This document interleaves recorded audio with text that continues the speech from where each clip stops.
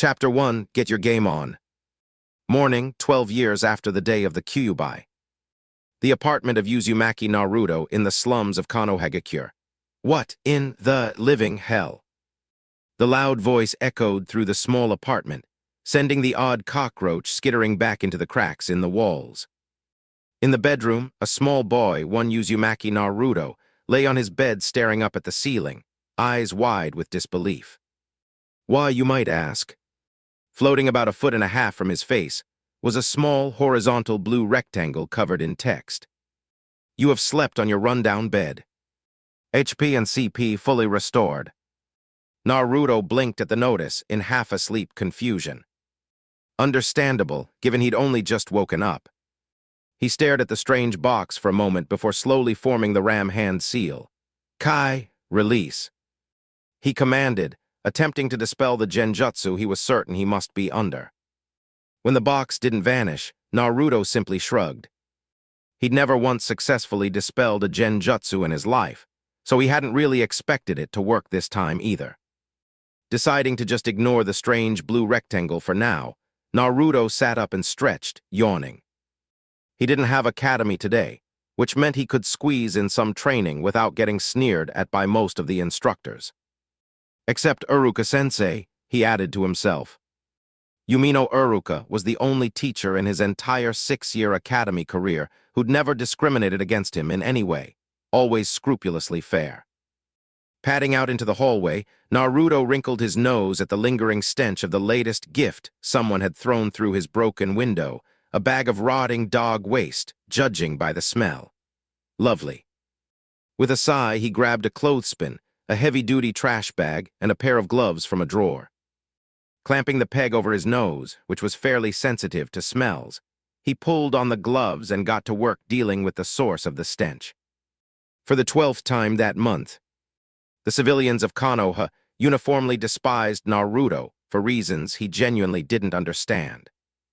The various shinobi clans and the ninja forces mostly just ignored him, except for the academy staff, who tended to dislike him too. Except Uruka-sensei. Task finished, Naruto walked out onto the balcony of his top-floor apartment and looked down. Good, the dumpster lid was open. He aimed carefully and dropped the bag, watching it land inside with a loud, wet thud. Seriously need to find a new place to live. This is ridiculous, Naruto muttered, peeling off the gloves and tossing them in the kitchen bin before stomping off to the bathroom for his daily ritual of cursing at pipes that refused to work properly, the closest thing most people would call a shower. He tried, more than once, to get the landlord to fix the plumbing. On the rare occasions the man didn't just throw him out of the office, he was instead threatened with eviction if he didn't shut up and leave. So instead of a real morning shower, Naruto usually bought an overpriced bottle of drinking water from the corner shop, charged at triple the listed price, and poured it into a bowl to wash with, using soap in place of shampoo. It wasn't great, but needs must. Given that he tended to smell a little ripe most days, it honestly wasn't shocking that he'd never successfully gotten his crush, Haruno Sakura, to agree to a date. Naruto smiled a little, picturing his emerald-dyed, pink-haired crush. Thinking about her never failed to cheer him up. Sure, she usually punched him for asking, but at least she acknowledged he existed. She had good reason to be annoyed with him, honestly, and he'd admit to himself that he probably should tone down how often he asked. Most of the other kids in his class either avoided him or tried to bully him, so he avoided them right back. The rest were either neutral or mildly friendly, and that last group was made up entirely of the class slackers. Ekamichi Choji, who'd rather eat than study. Nara Shikamaru, the laziest person Naruto had ever met. And Inuzuka Kiba, who only avoided the title of dead last because he could actually perform the clone jutsu, something Naruto couldn't manage to save his life. Those three were something like friends, the sort he hung out with occasionally when skipping class, right up until an irritated Uruka dragged them all back. Naruto yawned again as he walked into the bathroom, but froze as he passed the cracked mirror he'd glued back together after a former neighbor's wife had thrown it at her husband during one of his drunken nights home. Reflected in the fractured glass was his own head, and above it floated a handful of blue words. The Gamer, Level 4. Uzumaki Naruto. Turning to face the mirror directly, Naruto hesitantly waved a hand through the floating text, half expecting it to dissolve like smoke. Nope. Still there, just hanging in the air. Okay, seriously starting to freak out here, he whispered. Except, oddly enough, he wasn't. Surprised, sure. But panicking. Babbling incoherently. Not really. He flinched slightly as another blue box appeared, at the exact same distance as the last one. He peered at the header. Quest alert. What the hell is going on here? He wondered aloud before reading on. Wash down, dress up. You're heading out for training soon. Get cleaned up and dressed within 10 minutes. Completion reward, plus 50 experience. Failure plus 10 experience, accept. Yes or no? Naruto stared at the box, baffled. Experience? What was that supposed to mean? And a time limit on getting dressed. What the hell, why not? He said, cautiously tapping the yes option. Instantly, a countdown timer appeared in the corner of his vision, floating in midair, ticking down from 10 minutes. Naruto rushed to the sink and turned the hot tap. To his delight, today happened to be one of the rare days it actually worked. After a quick wash, he pulled on his cheap orange jumpsuit. He liked the color, and it had a ton of pockets, even though Sakura and her friend-slash-rival Yamanaka Ino despised it with a passion. As soon as he finished lacing his blue sandals, the timer stopped. He'd finished in just under 5 minutes. Another box appeared. Congratulations. Quest complete. Completion reward, 50 experience. Bonus finished in under 5 minutes, 20 experience. So he got bonus experience for speed. Cool, he supposed, though he still had no idea what experience actually did. Before he could think further, the box vanished and another appeared. Quest alert. Race to the goal. You're meeting Uruka-sensei at the academy training field to train today, but you only have 10 minutes to get there. Run like the wind. Completion reward. 100 experience plus 100 reputation with Umino Uruka. Failure, 50 experience minus 50 reputation with Umino Uruka. Accept. Naruto wasn't the sharpest tool in the shed, but even he understood what reputation meant, and he definitely didn't want the one decent teacher in his life thinking less of him. He tapped yes immediately and bolted out the front door, running at top speed toward the academy. As he ran, a familiar chill crawled up his spine, the usual cold glares from the civilian population, mixed with what he now recognized as mild killing intent. Another box popped up when he was about halfway there. Skill created. As a result of constant endurance, you've created the skill Detect Bloodthirst. Passive Level 1. Allows the user to detect killing intent within a set range. Higher levels reveal the exact location and identity of the source. Range 30 meters. So constantly being glared at had earned him a skill to detect it. Naruto still had no idea what any of this really meant, but this one at least seemed useful. Noticing he'd slowed down while reading, he picked the pace back up, tuning out the familiar wall of hostile stares with the ease of long practice. As the academy came into view, he spotted Uruka-sensei at the door, talking with a silver-haired man he recognized as Taoji Mizuki, the assistant instructor for his class. Naruto's jaw dropped slightly when he noticed text floating over both of their heads. Hardworking teacher, level 25. Umino Uruka. Two-faced, level 26. Taoji Mizuki. Okay, this was getting weird. Apparently other people had floating text too. He just hadn't noticed before, since he usually avoided looking directly at people who glared at him. Yo, Uruka-sensei. He called out cheerfully. Both Chunin turned at his voice. Naruto noticed Mizuki had to visibly suppress a flash of dislike at the sight of him. He'd always known Mizuki was like most of the academy staff in that regard, but it still stung a little. See you later, Uruka, Mizuki said to his colleague. Drinks at 5. Sure, Uruka nodded. See you at Akiyamas. With a nod, Mizuki vanished in a puff of smoke just as Naruto jogged up, grinning widely. Sorry for the wait, Uruka-sensei, he said, coming to a stop. Wait.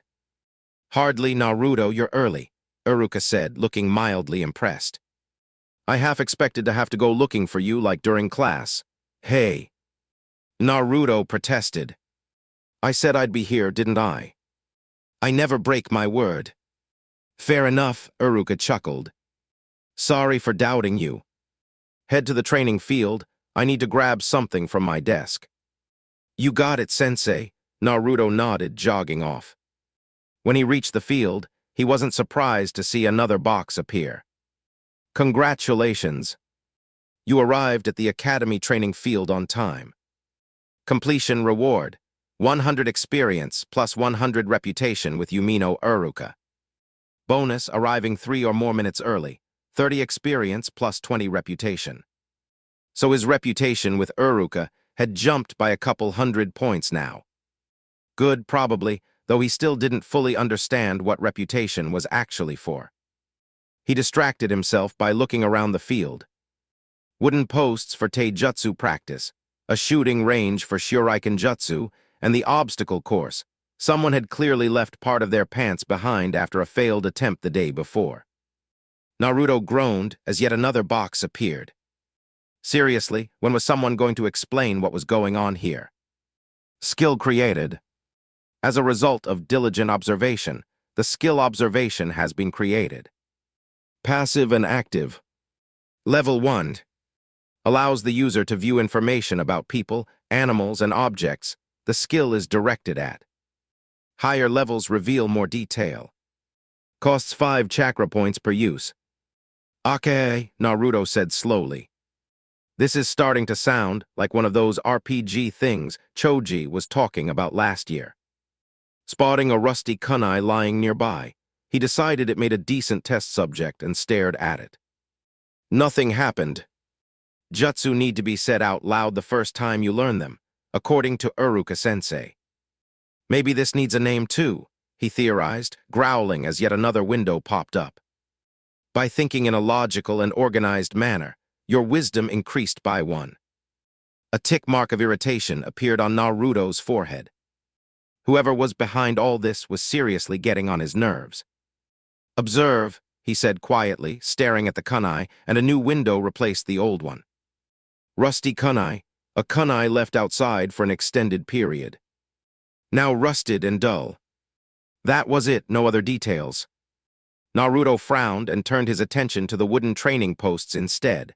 Observe.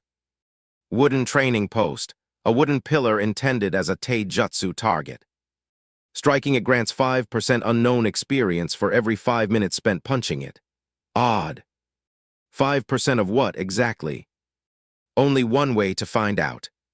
He walked over and started punching the post. 5 minutes later, another box appeared. Skill created. Through diligent training, the skill taijutsu conditioning has been created. Passive level 1.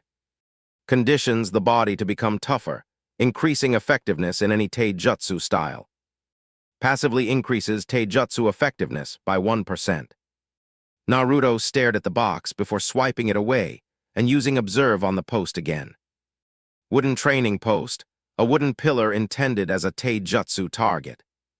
Striking it grants 5% taijutsu conditioning experience for every 5 minutes spent punching it. So now that he'd unlocked the skill, observe reflected it properly in the description. Fair enough.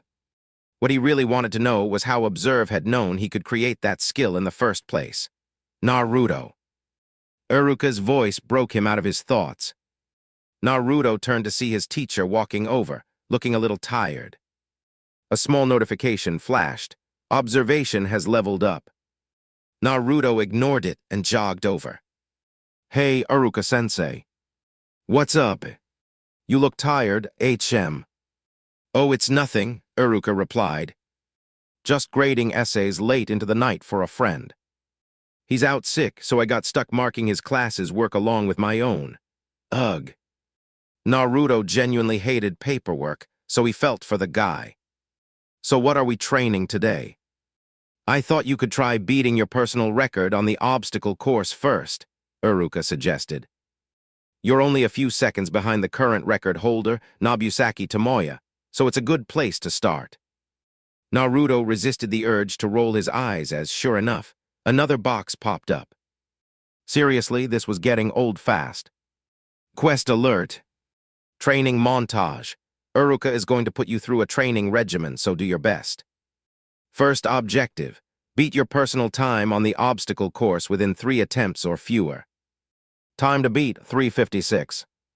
Completion reward, 100 experience plus 2 attribute points. Bonus objective. Beat the previous record holder's time of 3:22. Failure, 50 experience. Yeah. Time to kick ass, Naruto declared, hitting yes. He stepped up to the start of the course and surveyed it. A moderately difficult run of pitfalls, tripwires, automatic launchers firing blunted wooden shuriken, and enough twists and turns to test quick thinking as much as speed. On your marks, Uruka said, pulling out a stopwatch. Naruto tensed, ready to spring the moment he got the signal. Naruto exploded into motion, sprinting straight down the center of the course, eyes darting for the first obstacle. A volley of shuriken came flying his way seconds later. He threw himself into a forward roll, narrowly dodging the wooden projectiles while also clearing a tripwire. The rest of the course was fairly standard, and by the time he reached the end, he'd worked up a light sweat. Uruka-sensei, what was my time? Naruto asked eagerly. 3:43, Uruka replied. You beat your record, Naruto. Well done. Let me go again. Naruto practically begged. All right, Uruka said, resetting the traps and reloading the launchers. On your marks. Naruto vibrated with anticipation as he waited for Uruka's signal. Go. Uruka called. Naruto tore through the course faster than before, now that he knew where most of the traps and launchers were positioned, dodging with much greater ease. At the finish, he shot Uruka an eager, expectant look. 3:21, Uruka announced with a proud smile. You beat the record by a full second. Well done, Naruto. Hell yeah. Naruto cheered. Objective complete. Personal best beaten, 100 experience plus 2 attribute points. Course record beaten, mystery prize from Uruka after the quest ends. Hey, Uruka-sensei, who was this Nobusaki Tomoya guy anyway? Naruto asked, noting that his teacher didn't seem to notice the floating blue box as he casually swiped it away. HM. Oh, he was a genin from my graduating class, Uruka replied. Washed out of the Shinobi program due to a health issue in his final year. Arrogant, honestly, and he barely tried on the basic course, but he still set a standard almost nobody's come close to since. Didn't the Sannin or that Itachi guy score better? Naruto asked, genuinely curious how a washout had beaten some of Konoha's most famous and infamous shinobi. The Sannin trained before the academy built the 3 courses in their current form, so they don't really count, Uruka explained. And yes, if Itachi had taken this particular course, he'd have crushed the record easily, but his father had him fast-tracked through an accelerated program, so the only course he ever ran was the advanced one. He holds the top time for that course instead. Huh. Naruto didn't have much to say to that, so he moved on. So what's next? Shuriken Jutsu, Uruka said. First I'll go over proper form, then check your gear, then you'll get some practice time. Sound good? Gotcha, Naruto nodded. As expected, another blue box opened. Quest update. Training montage, The Reign of Steel. Listen to Uruka's lecture on Shuriken Jutsu, show him your Shuriken, then throw once he's approved or replaced your gear. Second objective, achieve an 80% hit ratio. Bonus objective, hit 3 vital points on at least 1 target. Completion reward, 100 experience plus 1 point of dexterity. Naruto sat through Uruka's fairly dry lecture on proper posture, grip strength, and so on, most of which he already knew cold. The only reasons he'd failed the academy twice were his inability to perform a proper clone and his atrocious written work. Throwing weapons had never actually been his problem. "All right, Naruto, show me your Shuriken," Iruka said once he'd finally finished. Naruto pulled out his gear, most of it fairly old, since he'd only ever managed to buy any at all because the academy shop legally couldn't refuse to serve a student. Iruka frowned after examining them. "Naruto, these aren't real Shuriken. They are imitations." "What?" Naruto yelped, immediately using Observe on the one Iruka held. "Display Shuriken. Looks like the real thing, but isn't. Twice as heavy as genuine Shuriken and badly unbalanced. You'd have better luck spitting into the wind than hitting a target with these. -30 accuracy when thrown. Thrown weapon, level 1, 2 damage. Damn it." Naruto cursed. "Naruto, have you been using these all year?" Iruka asked carefully. "Ever since I bought them at the academy shop my first year," Naruto replied, furious. "I couldn't replace them. Every single time I tried, the shop was mysteriously out of stock." "You realize you've still been scoring just below average using these," Iruka said, gesturing at the fakes. "I'm curious to see how you do with actual academy-issued Shuriken. Here." He pulled a Shuriken holster from his pouch and handed it over. Naruto took it gladly. "Thanks, Iruka-sensei," he said happily. "Whoa, this is way lighter than my old one." "Check your holster too," Iruka said with a sigh. "I'd bet that's been weighted as well, huh?" Naruto practically tore off his old holster and dumped its contents onto the ground. Weighing it against the new one, fully loaded, his old holster was still noticeably heavier. A surge of helpless anger rose in him. "What the hell have I ever done that's made every miserable person in this village want to sabotage me constantly?" Naruto growled. "I mean seriously, who puts this much effort into messing with a 12-year-old? Iruka looked distinctly uncomfortable. "Naruto." "Sorry, Iruka-sensei," Naruto sighed, letting the anger go. "It's just been a pretty rough week." "Still upset about the spar against Sasuke?" Iruka guessed. Naruto's face soured. He'd been paired against Sasuke in a spar the day before. The Avenger had knocked him clean out of the arena. "That bastard needs to be taken down a peg," Naruto grumbled. "I'm not just gonna let him win like that. No way. I don't give up." "Good attitude," Iruka said, smiling. "Now let's see you on the range, okay?" "Gotcha." Naruto strapped on his new holster and walked to the edge of the range. The target dummies, affectionately nicknamed Training Kun, were human-shaped straw figures with red and white target circles. One on each hand, one on the head, one over the heart, and one over the groin. The center of each target counted as a vital area. Hitting one there counted as a disabling hit, and hits to the head or heart counted as a kill shot. "Observe," Naruto murmured, examining one of his new Shuriken as he pretended to test its weight. Academy Shuriken, an average-quality Shuriken used by Academy students. Well-balanced and usable in combat in a pinch, though mainly intended as a practice weapon. Thrown weapon, 10 damage. So this was 5 times more effective than his fakes, with no accuracy penalty. He figured he could actually manage a decent score now. With a quick flick of the wrist, he sent his first throw, misjudging it slightly given how much lighter it was than what he was used to, and it sailed wide, missing the dummy completely. "Damn it." Naruto cursed.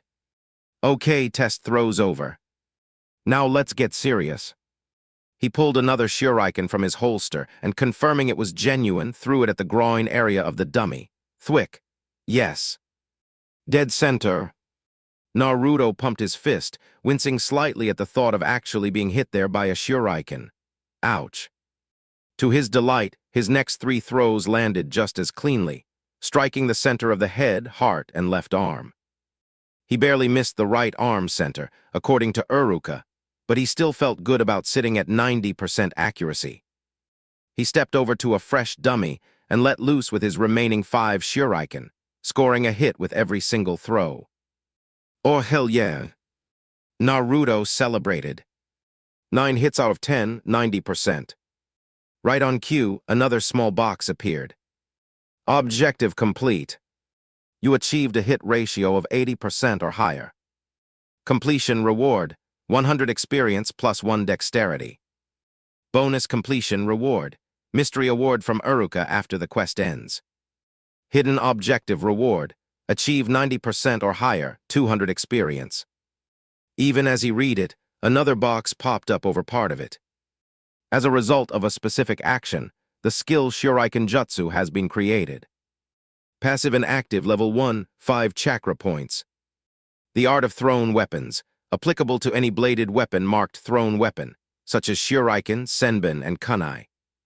Passively increases dexterity by 2%. Passively increases thrown weapon damage by 5%. Actively increases thrown weapon accuracy by 5%.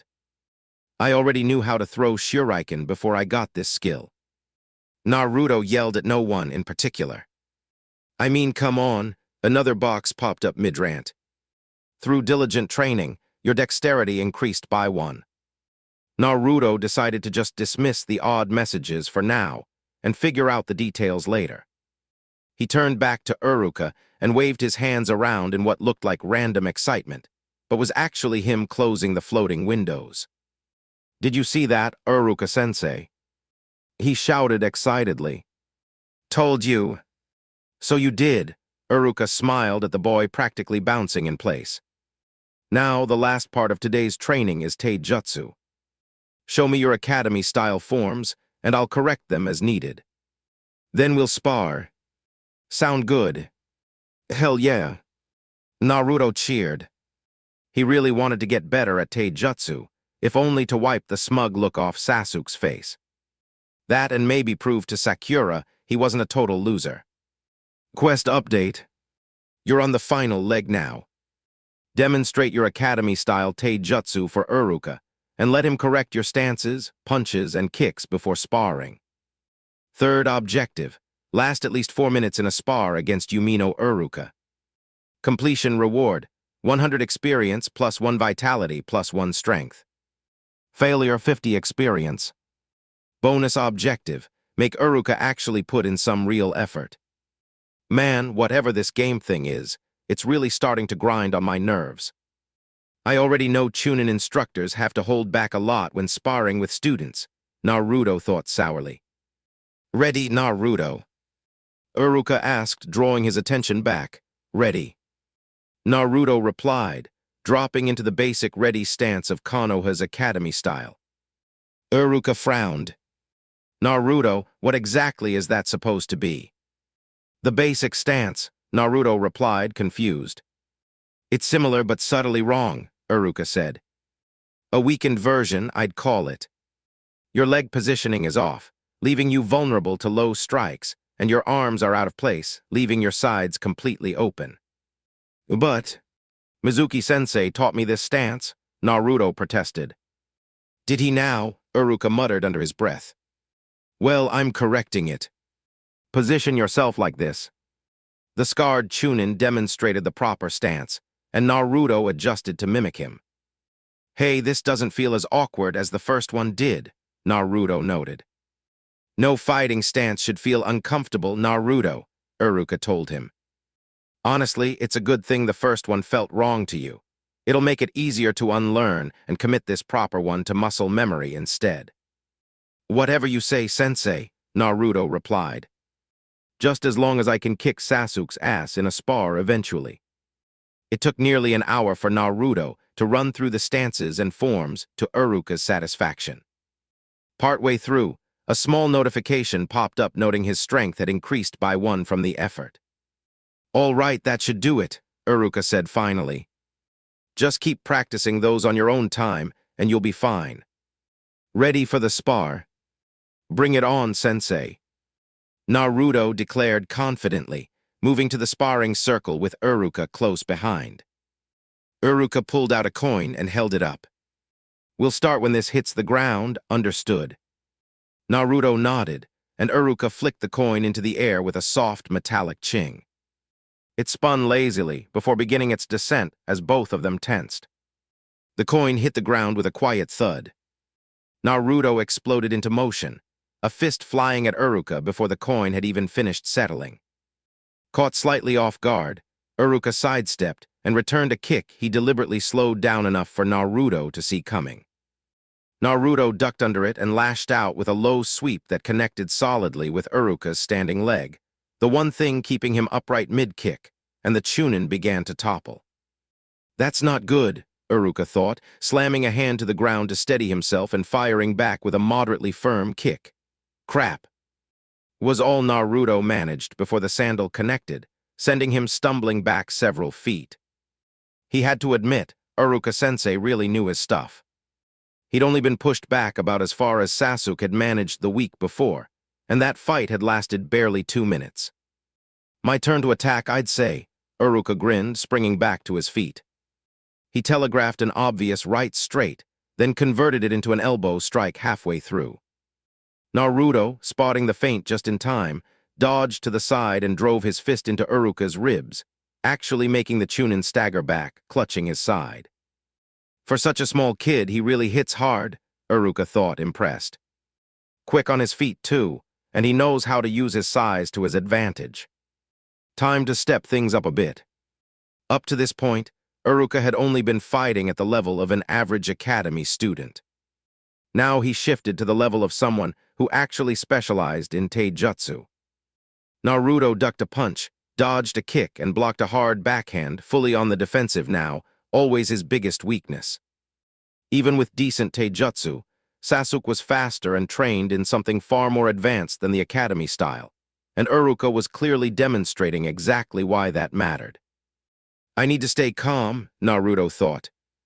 "Uruka-sensei's fighting just above my level right now, meaning he's not actually at full speed.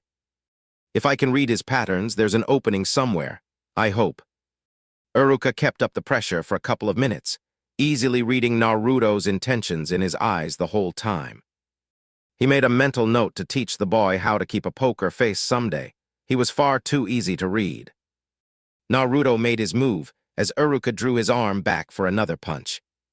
He grabbed the arm, used it as leverage to yank Uruka down to his level, then leapt up and slammed his knee into the instructor's chin. Not technically part of the academy style, but effective all the same, leaving the Chunin seeing stars for a moment. "Oh." "Sneaky Naruto," Uruka said, raising a hand to signal the spar's end. "That last move wasn't in the academy style, but I'll admit it worked." Naruto laughed nervously. "I figured you were expecting one of the standard counters, so I tried something you wouldn't see coming." "Well, it worked," Uruka said, rubbing his jaw ruefully. "Don't try that on your classmates, though. You'd knock out a tooth or two." "Gotcha," Naruto nodded. "Congratulations. Objective complete." Lasted at least 4 minutes in a spar with Uruka. Completion reward, 100 experience plus 1 vitality plus 1 strength. Bonus objective complete. Uruka used low genin level speed against you. Bonus reward, mystery prize from Uruka after the quest ends. As Naruto read this, a couple more boxes popped up beside it. Your level has increased. Level 4 to level 5. You have 5 attribute points to spend. Naruto had a vague idea what that meant, so he turned his attention to the next one. As a result of training, the Skill Beginner's Academy-style taijutsu has been created. Passive and active level 1. The basic style taught at the academy. No particular strengths in offense or defense, but easy to learn. Includes basic punches, kicks, and simple grapples. Passively increases strength by 5%, dexterity by 5%, and stamina by 5%. As a result of a special action, the skill knee driver has been created. Active level 1. A taijutsu move combining the upward force of a jump with the user's own strength, and the downward momentum of pulling an opponent's head into the rising knee. Increases unarmed attack by 10% for the duration. 5% chance of inflicting the stun status effect. Naruto stared blankly at the screens before dismissing them. This was getting out of hand. He glanced at Uruka, who hadn't seemed to notice him swiping at things in midair. "What's next, Uruka-sensei?" Naruto asked eagerly. "Sorry, Naruto," Uruka said. "I need to report to the Hokage about this year's Genin candidates, so I'll be heading off shortly." "Oh." Naruto slumped. He'd only just gotten warmed up. "Now I know you're disappointed, so I've got a few consolation prizes for how well you did today," Uruka said with a small smile, unrolling a scroll on the ground. 3 storage seals sat on it. "For your work on the obstacle course, this," Uruka said, unsealing the first item in a puff of smoke. A brown book appeared, titled Intermediate Academy Style on the cover.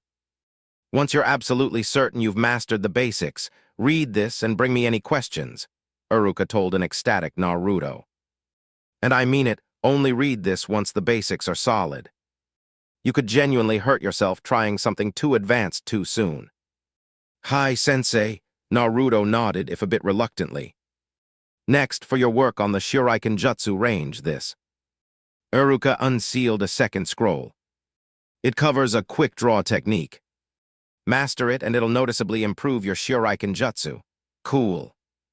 Naruto had always wondered if something like that existed. "And finally, for how well you did in our spar just now, this." The last item was a book on various exercise routines. "Follow the steps in here, and you'll build the fitness you need to really function as a shinobi." "Uruka-sensei." "Thank you." Naruto found himself a little tongue-tied. He hadn't been given much by people over the years. The Hokage had given him a few treasured items, a nightcap, a framed photo of the two of them eating ramen together, and his green goggles. "No problem, Naruto," Uruka smiled, ruffling the boy's hair. "Helping students is a teacher's job." Uruka resealed the 3 prizes back into the scroll, rolled it up, and handed it over. "You have received the item, 3 prizes storage scroll." Ignoring the notification, Naruto gave Uruka a quick hug and a grin. "Thanks again, Uruka-sensei," he said, then paused. "Hey, do you know how I could get faster? I was so slow out there earlier, it wasn't even funny." Naruto could be cocky, sure, but he was also honest enough with himself to recognize a weakness when he saw one. Uruka considered. Training weights would definitely help. So would the running exercises in that book. Combine both and you'd probably see the best results. But where would I even get training weights? Would anyone even sell me some? Naruto asked, worried. "I'll take you to a shop I know tomorrow at midday," Uruka promised. "Just stay out of trouble today, all right?" "Kai," Naruto replied. There went the prank he'd been planning. Ah well, sacrifices had to be made if it meant eventually kicking Sasuke's butt. "Make sure you do," Uruka said firmly. "I'd better get going. See you tomorrow, Naruto." Uruka vanished in a swirl of leaves, leaving Naruto shaking his head. "I've gotta learn how to do that," he muttered. A moment later, another box popped up. "You have successfully completed your training with Uruka and grown stronger for it. Completion reward, 500 experience. Bonus reward, impressed Uruka. Plus 150 reputation with Yumino Uruka, plus 150 reputation with Sarutobi Hiruzen." "Okay," Naruto said slowly, tucking the scroll into an inside pocket of his jumpsuit. "Next mission, figure out what the heck this RPG window thing actually is." He wasn't surprised when another box appeared right after he said it. "Quest alert. You're understandably confused about these messages. Return to your rundown apartment and read the book on top of your bedside table for answers. Completion reward, 400 experience plus answers. Failure reward, more reminders about the book's location, except." The no option was grayed out, and pressing it curiously did nothing. Shrugging, Naruto hit yes, dismissing the box. "What the hell is going on?"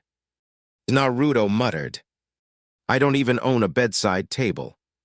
Shrugging it off, the young orphan turned and made his way back toward his apartment, hoping he'd finally find some answers to this whole strange, glowing mystery. Office of Naruto by Hiruzen, Hawkage Tower. And that concludes my report for today, Hawkage-sama, Iruka finished. The Chunin stood at attention before a large wooden desk, behind which sat an elderly man in white and red robes, wearing an ornate hat bearing the kanji for fire. So there's no doubt in your mind? Sarutobi asked, hands clasped in front of him, studying Iruka evenly. None, Hawkage-sama, Iruka replied. Uzumaki Naruto's shinobi education has been seriously sabotaged, though thankfully not beyond recovery. After just a couple hours of one-on-one instruction, it became clear his weaknesses were deliberately induced by an outside party, rather than laziness or simple inattention. And Naruto told you his incorrect taijutsu was taught to him by Tauji Mizuki. Sarutobi pressed, yes. Iruka hated the idea of informing on a friend, but he hated the idea of that friend sabotaging a student even more, regardless of what that student carried inside him. I believe Mizuki has let his hatred of the Nine Tails blind him to who Naruto actually is. Though I'm hardly one to talk, I was much the same before you set me straight. Even before that conversation, you were already leaning toward the truth on your own, Iruka-kun, Sarutobi corrected gently. Mizuki, however, is not. I believe he warrants closer scrutiny, Nico. Hi, Hawkage-sama. A purple-haired woman in Anbu uniform, wearing a cat mask, seemingly appeared from nowhere. Assign a team to monitor Tauji Mizuki. I want to know what he does, in the academy and out of it, better than he knows himself. Watch who he associates with as well. Sensitive information about our graduates keeps surfacing not long after each class finishes, and hatred left to simmer for a decade can rot a man's judgment completely. By your command, Hawkage-sama. Nico vanished in a puff of smoke. Surely he wouldn't actually betray Konoha, Iruka murmured to himself. He already has, in a sense, by attempting to stunt the growth of a boy with immense potential, Sarutobi said. And I've received unsettling reports from several sources confirming that information an Academy Chunin instructor would have easy access to has been leaking out. He sighed. My thanks for the report, Iruka-kun. Come by tomorrow with an update on how the shopping trip goes. Assuming Naruto doesn't prank anyone today, I will, Iruka replied. Something tells me he'll behave himself, Sarutobi said, turning back to his ongoing war against paperwork. He wants to get stronger, and he'll do what it takes to make that happen. As Iruka left the office, his thoughts turned to Mizuki. He genuinely hoped his friend hadn't done anything worse than what had already come to light, because if he had, Mitarashi Anko was going to have a brand new plaything. Chapter 2, Rules and Friendships Oh, for the Love of Again. Naruto sighed in mild exasperation. He'd just gotten back to his apartment after training with Iruka-sensei, only to discover, much to his irritation, another bag of dog waste sitting amid the shattered glass of his living room window.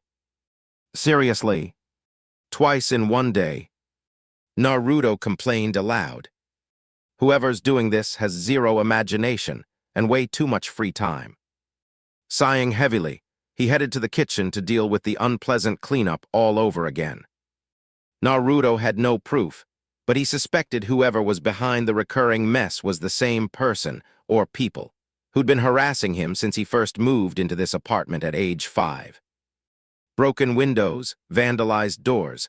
One time he'd even come home to find his door kicked in and the whole place trashed. The real problem was he had no idea who was responsible. It always happened while he was either asleep, at the academy, or out running errands. Now then, where's that book the weird window thing kept talking about? Naruto muttered, walking into his bedroom. Aha. There, sitting on a brand new wooden table, was a thick book titled The Gamer's Guide, in elegant gold lettering. People might call Naruto slow, and sure, he wasn't the sharpest blade in the armory, but even he could connect these dots. So, this is the book the quest wanted me to find, Naruto said, eyeing both the book and the table suspiciously. Call him paranoid, but books and furniture don't usually just appear out of nowhere. The last time he'd taken a strange situation at face value, It was a bowl of freshly made ramen he'd found waiting in his kitchen one morning. He'd spent the next 2 days either on the toilet or throwing up. Once bitten, twice shy. That was Naruto's new policy on unexplained gifts. After staring at the book a moment, he cautiously reached out and picked it up, half expecting it to explode or something. Instead, a window appeared, floating an inch above the cover, staying perfectly steady even as he shook the book. You have acquired the Gamer's Guide. Do you wish to learn this? Yes or no? Finally, some answers. Naruto muttered, hitting yes. To his shock, the book dissolved into blue light that looked remarkably like chakra, swirling around him for a moment before vanishing entirely. Another window opened right after. Congratulations. You have unlocked the guide. To open it, simply say guide aloud. Guide, Naruto said. A new window opened, as the previous one closed automatically. Welcome to the guide. Please select a topic below to view. Introduction, attribute points and attributes, raising stats, level, quests, flaws, skills, reputation.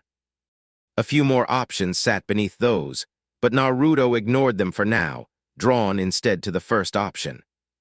Iruka-sensei had always drilled into him that fundamentals mattered most. Master the basics before anything advanced. Besides, Introduction had a little gold Q beside it, which he figured probably meant quest objective.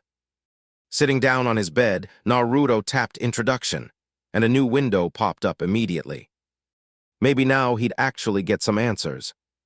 Greetings, chosen gamer of this world. If you are seeing this, then Gaia has chosen you to wield this power. Who or what the hell is Gaia? Naruto wondered aloud, reading on for an answer.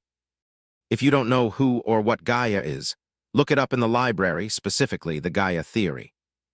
Not important right now, though. What matters is that you've been granted an ability known as the Gamer. Great, now this thing's giving me homework, Naruto groaned. He got enough of that at the academy. The Gamer is a powerful ability, granted only to those Gaia deems worthy. Across countless parallel realities, only a small handful of people ever receive this power. Consider yourself honored. Yeah, I get it, the box power's a big deal, Naruto grumbled. Now tell me what it actually does. You could at least sound a little sympathetic, you jerk, Naruto huffed indignantly at the text. Right, obligatory impressive speech over. Now the actual substance. The Gamer can turn repeated actions into skills. Doesn't matter what the action is, firing lasers, swinging swords, flying, whatever. Anything can become a skill. Even something as mundane as washing dishes. Well, that's really weird. Naruto's sweat dropped, reading that last part. Washing dishes. Seriously, what kind of bizarre ability was this? Nearly everything about the Gamer is invoked verbally, as you've likely already figured out. You have access to several key pages, each opened simply by saying its name. The status page shows your stats, perks, current level, HP, and CP, along with your flaws, special status, inventory, and equipped gear. The skills page lists every skill you've learned, its level and effects. The perks page shows your active perks.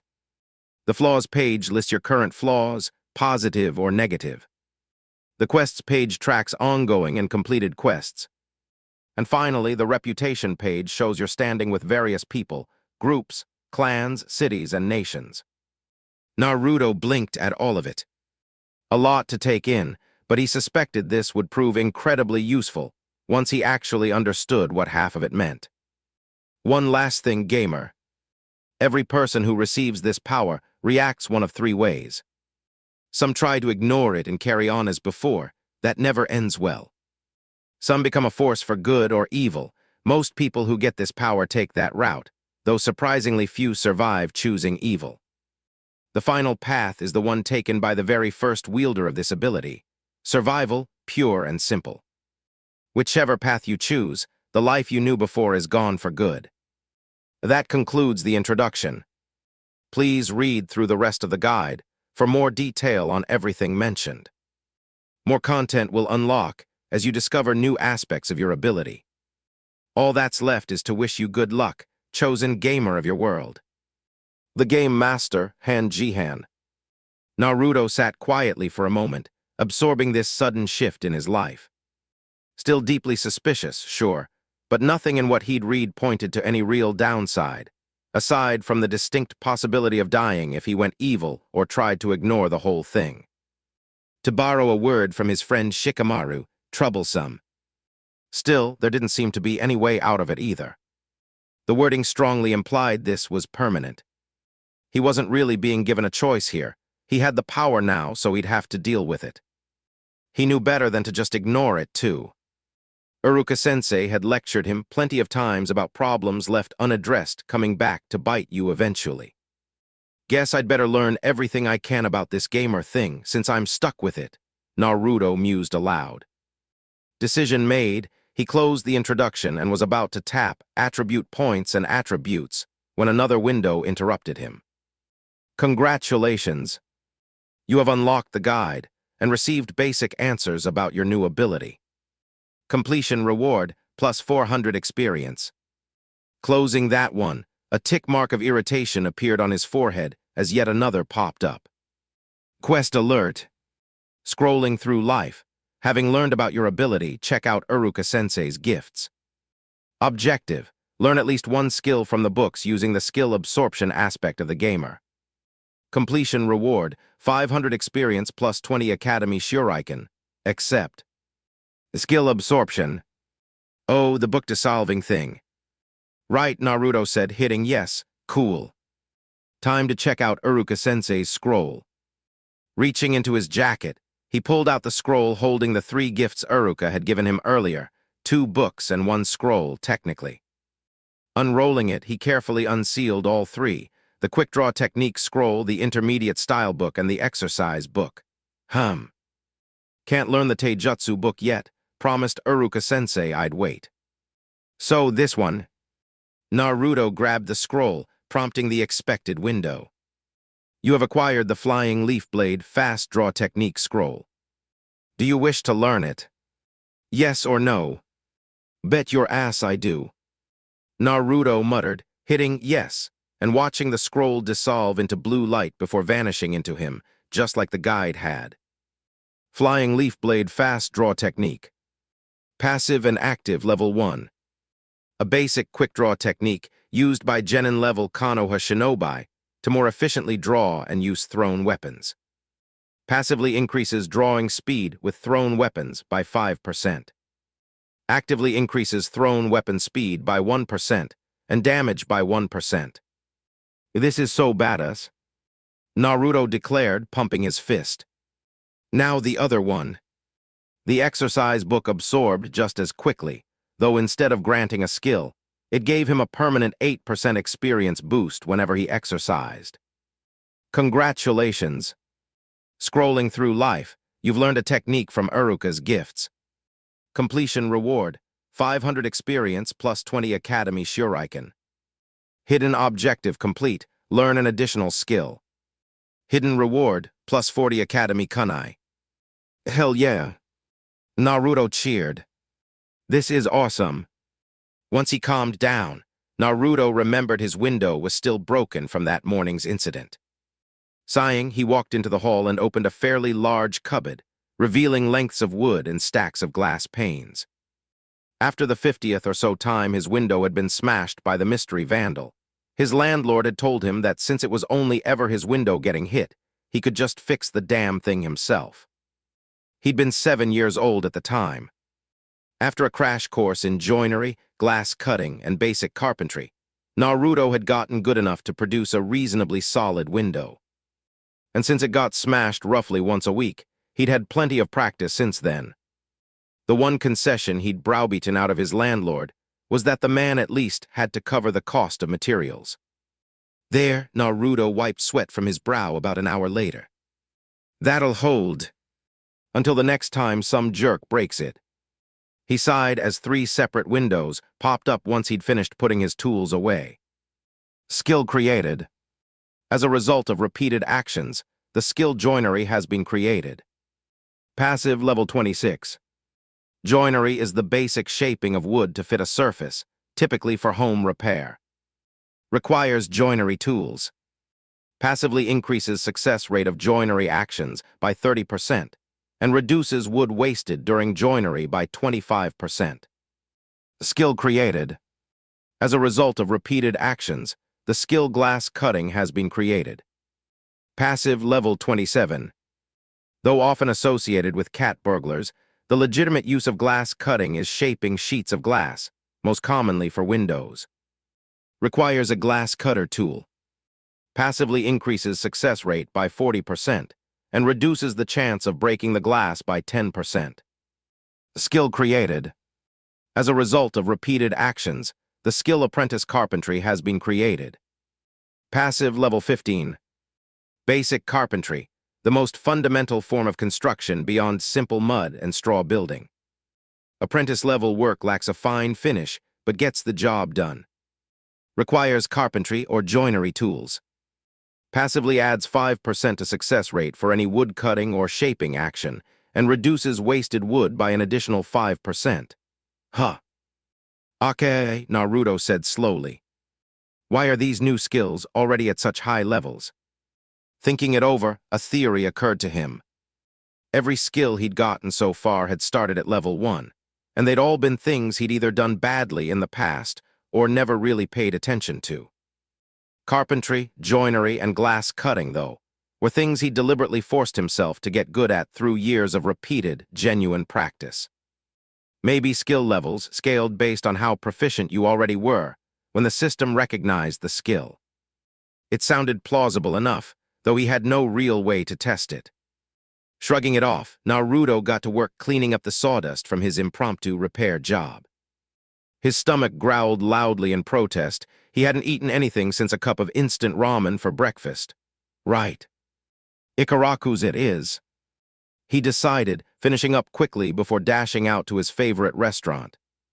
Along the way, he noticed everyone he passed had a name, level, and title floating above their head. Most were fairly mundane, housewife, builder, that sort of thing, but a couple stood out.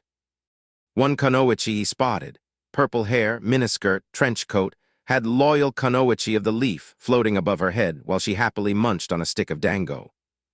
Why would she have a title like that? Naruto wondered. Even stranger, her level displayed as a trio of question marks instead of a number, which was puzzling enough that he decided to investigate, discreetly. Observe, he whispered, and a window popped up in front of him. Name Mitarashi Anko. Special Jonin. Level unknown. HP and CP unknown. Mitarashi Anko serves in Anbu torture and interrogation. Hated and feared by much of the civilian population, and a fair portion of the active shinobi forces due to her past association with the traitor Orochimaru, despite her nearly fanatical loyalty to Konoha. She deliberately acts out, making it clear the opinions of civilians mean nothing to her. Wow. That sucks, Naruto muttered, walking on. She had it almost as bad as he did with the civilians, arguably worse, since even some of the active shinobi held it against her too. Walking into the ramen stand that felt more like home than his actual apartment, Naruto spotted floating names over Tuchai and Ayame. Ikaraku Tuchai. Level 15. Master Ramen Chef. Ikaraku Ayame. Level 6. Apprentice Ramen Chef. That tracked roughly with what he'd expect for civilians their age. Shinobi levels ran much higher, most genin hovered between 15 and 25, Chunin started around there and climbed. Naruto guessed that anyone showing question marks instead of a number was special jonin or above. Tuchai Jason. I am Nichin. He called out, "Oh. Naruto, how are you today?" Tuchai called back, wiping down the counter. Heh, I just started a serious training regimen, believe it. Naruto replied with a confident grin. Definitely graduating this time. Haha, I sure hope so. Tuchai laughed. Now what'll it be? Miso, pork, and chicken, and keep it coming. Naruto declared. Coming right up, Tuchai said, getting to work on his best customer's order. How have you really been, Naruto-kun? Ayame asked shrewdly. She knew exactly what kinds of things happened to him and his home on a regular basis. Naruto gave her a rueful smile. Nothing worse than usual, Ayame Nichin. Uruka-sensei gave me some prizes for finishing a remedial session on evasion, Shuriken Jutsu, and Taijutsu. He did, huh? Ayame raised an eyebrow. That was nice of him. Here's your first bowl, dig in. Naruto ate eagerly. Ramen truly was the food of the gods. Over the years, he'd never once had to worry about being poisoned or attacked inside Ikaraku's. He did tend to avoid the place on his birthday, just to make sure the one location that had always been good to him never got damaged by his well-wishers. 8 bowls and half an hour later, Naruto headed home, thoroughly full. To his relief, his window was still intact. Guess I'd better dig deeper into this weird power of mine, he mused aloud. Having never really had friends growing up, he'd picked up the habit of thinking out loud. First sign of madness, sure, but whatever. Guide, Naruto said, bringing the blue window back up. So many topics. Guess I'll just go top to bottom. He tapped attribute points and attributes, and a new window appeared. Attribute points and attributes. Every time you level up, you automatically gain 5 attribute points to spend on your own attributes. Attributes represent your physical and mental capabilities. For ordinary people, points distribute automatically toward their strongest existing traits upon leveling. A gamer, however, can allocate points manually, making themselves stronger, faster, or smarter than any ordinary person could naturally become. Holy shit! Naruto exclaimed. Your attributes fall into 3 categories: physical, mental, and special. Physical attributes govern your body's strength and speed. Strength, dexterity, speed, and stamina. Strength is raw physical power, determining carrying capacity and base combat damage. Dexterity governs nimbleness and agility, affecting accuracy, attack speed, and evasion. Speed determines overall movement speed, and receives a bonus once strength and dexterity reach equal levels. Note, locked until a special condition is met. Stamina determines hit points, status resistance, and fatigue. Mental attributes reflect your mental capacity, intelligence, and wisdom. Intelligence governs learning ability and problem solving, determining your available chakra points as well as the effectiveness of your offensive and defensive skills, and your memorization ability. Wisdom is essentially common sense. It determines chakra regeneration rate, your ability to read emotions and body language, and resistance to mental attacks, pain, and torture. It also affects your problem-solving instincts. Special attributes exist outside your direct control, generally affecting you passively regardless of anything you do, beyond simply raising the stat itself. The only special attribute currently available to you is luck. Luck is a mysterious force, affecting things like random encounters, item drops, and critical hits, among other things. Naruto shook his head as the information settled in. This was basically a cheat skill. Used properly, he could get stronger than Sasuke in no time flat. Distractedly closing both windows, he tried to remember the command for viewing his own attributes. Status, Naruto tried, and a small window appeared. Name, Uzumaki Naruto. Class, the gamer. Level 5. Progress to next level, 35.43%. Title, Academy Student, plus 25% experience until level 10. Age, 12. HP, 700 out of 700. CP, 700 out of 700. Strength, 11, reduced by 5. Stamina, 25, reduced by 5, increased by 10. Dexterity, 10, reduced by 5. Intelligence, 15, increased by 5. Wisdom, 5. Luck, unknown. Special status, unnamed, passive, plus 5 intelligence, plus 10 vitality, plus 7% experience toward an unnamed skill. Unnamed, passive, plus 100 HP and 100 CP per level. Prankster King, passive, minus 15% reputation gains, plus 10 experience toward the trap skill, plus 10% experience toward the stealth skill. Perks Benton's Blessing. Outside the box. Flaws Eyesore Pariah. Headstrong. Attribute points available, 7. Uzumaki Naruto is a 2-time failure of the Kano Hagakure Shinobi Academy. Shunned by the village and his peers for reasons unknown to him, he nonetheless stands proud, refusing to let the villagers' attitudes wear him down. Naruto blinked, surprised. Okay, this was strange. Interesting but strange. Why was his wisdom so low? Was he really that short on common sense? He'd expected to not be book smart, but this felt like a lot. Practically, the only genuinely good stat he had was stamina. Geez, Iruka-sensei really was right. I'm a total stamina freak, Naruto muttered. He turned his attention to the special status entries. 2 were unnamed. 1 even added an unspecified amount of experience toward an unnamed skill. The Prankster King status gave him mixed feelings. On one hand, a 15% penalty to reputation gains stung. On the other, the boosts to his stealth and trap skills were nothing to sneeze at. Spotting the 7 unspent attribute points, Naruto felt genuinely torn.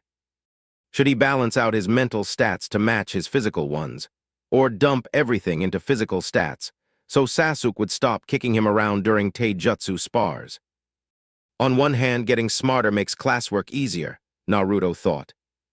On the other, getting physically stronger means that Jerk stops beating me in every spar, which would honestly be pretty satisfying. Decisions. In the end, he leveled out his strength and dexterity to 13 each, then dumped the remaining 4 points into wisdom. His stamina didn't need help right now, and while lower than his stamina, his intelligence was decent enough as is.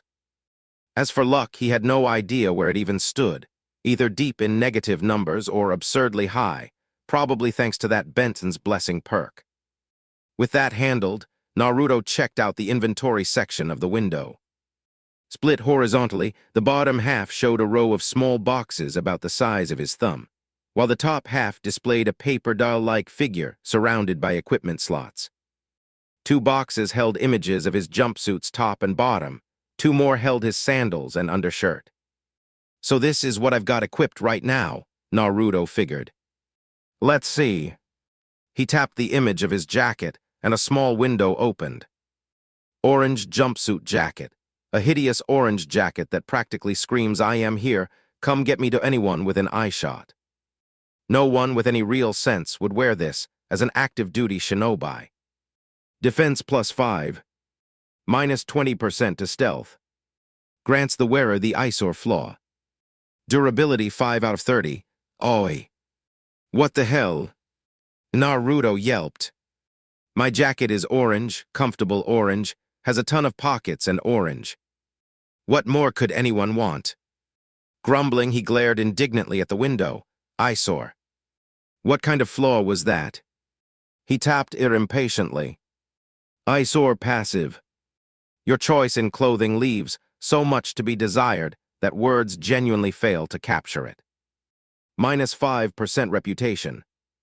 Minus 20% to all social interactions. Additional minus 10% to social interactions, specifically with women. Shit, Naruto slumped.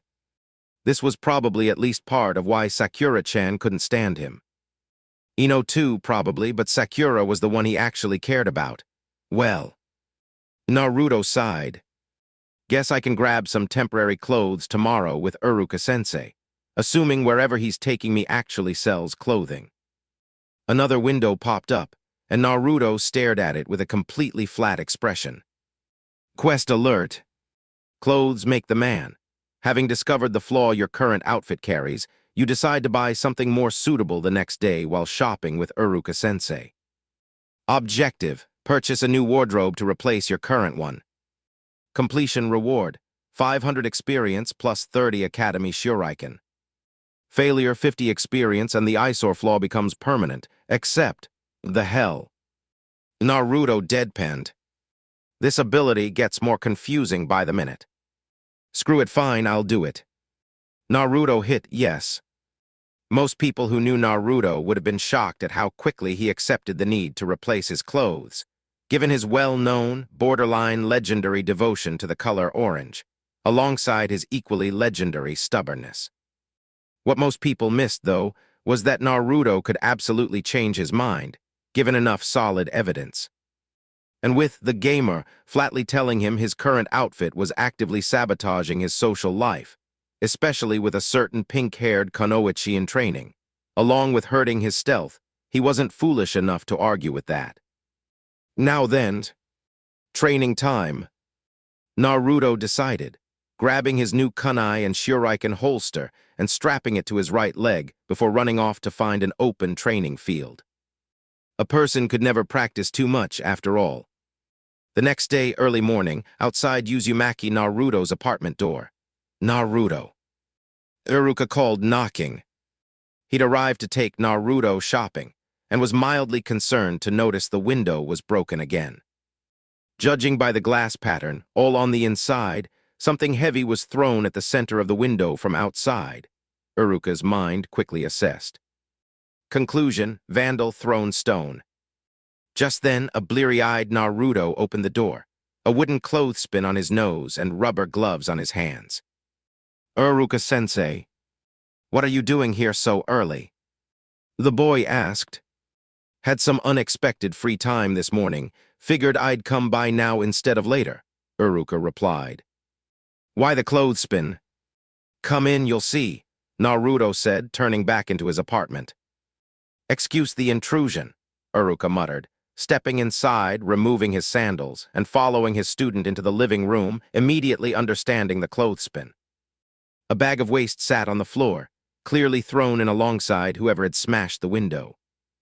Judging by the smell, its contents had been left to rot for at least a week. Iruka was genuinely surprised watching Naruto clean the mess up quickly and efficiently, tossing the bag over the balcony into the building's dumpster below, using the correct products to lift the stain and smell from the carpet, then sweeping up the broken glass into the bin. That was very practiced, Iruka remarked.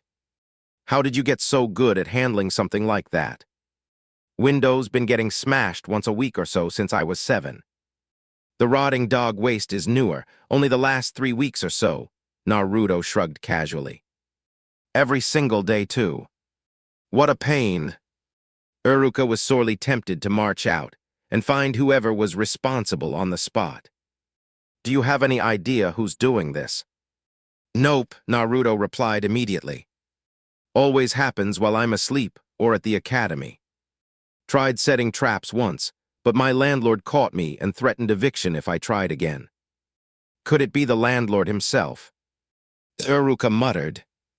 Nah, he was genuinely furious with me for letting my window get broken in the first place, Naruto said. Got even angrier after it happened another 49 times in a row. I'm the one stuck fixing it every time too, so it's a pain for both of us. Iruka went very still. Naruto, did I hear that correctly? You fix the windows yourself when they break. His voice came out sharper than intended, and Naruto blinked in surprise as he pulled off his gloves and clothespin. Yeah. Watch, Naruto said casually. The scarred Chunin watched, genuinely amazed, as his 12-year-old student measured and cut both wood and glass with practiced, confident hands, clearly ingrained through years of repetition. The finished window looked, by any reasonable standard, quite good. Unpainted and a little rough in places, but impressively solid work for a 12-year-old. Naruto, remind me how long you've been doing this, Iruka said, in a carefully neutral tone. Since I was 7, Naruto shrugged like it was nothing. Anyway, that's handled. Should we get going? Naruto. Iruka wasn't sure what to say. His student was clearly used to all this, but it didn't sit right with him that a boy this young had essentially been forced to become a skilled tradesman out of necessity. He decided he'd report this to the hawkage after the shopping trip. Right then, he nodded. Make sure you bring your wallet. Gama-chan's right here. Naruto pulled a fat, frog-shaped green wallet from his pocket. That looks stuffed to bursting, Iruka chuckled. Should be more than enough for a decent set of weights. You think it'll stretch to cover a new wardrobe too? Naruto asked hesitantly. Naruto. Iruka was surprised. Normally, the boy dug in his heels at the mere suggestion of giving up his beloved orange. It's just been thinking maybe orange isn't the best color for an active shinobi to wear, Naruto admitted. But I'm still wearing orange off duty, damn it. Iruka chuckled. Even compromising, Naruto somehow still came out ahead. Follow me, he said, leading Naruto out. They chatted amicably about nothing in particular until they reached a modest, out-of-the-way shop labeled Higurashi Weapons and Ninja Apparel. Whoa. Naruto gaped at the sheer size of the place. They've got to have a whole armory's worth of stuff in there. Among other things, yes, Iruka smiled. Higurashi's is the best shop in the village for ninja tools and gear. Their custom weapons are legendary, and the regular stock is excellent too. You'll find good things here, Naruto. If they'll actually sell to me, Naruto muttered bitterly. They will, Iruka reassured him. I've known old Tatsuhiko for years. Tough but fair, and I've never once seen him refuse a paying customer. Heartened, Naruto followed him inside. Inside, the main floor was packed with rack after rack of swords, katana, ninjato, nadachi, tanto, wakizashi, and more, practically overflowing the room. A long counter at the back held kunai, shuriken, ninja wire, and soldier pills of every kind. A girl only a year or two older than Naruto sat behind it, polishing a short blade. She had brown hair in twin buns, steel-gray eyes, a pink top, and a forehead protector marking her as a Konoha shinobi. Ah, welcome to Higurashi Weapons and Ninja Apparel, the girl said, setting the blade down. Iruka-sensei, it's been a while. Tenden. You're looking well, Iruka replied. Still driving you crazy. Oh, absolutely, Tenden said sourly. Youth this, burning brightly that. Lee's just as bad. Sounds rough, Iruka chuckled. By the way, where's Tatsuhiko? Dad's out of town picking up a new shipment of chakra metal, Tenten said. Mom went with him, to make sure he actually comes straight back instead of doing a bar crawl like last time.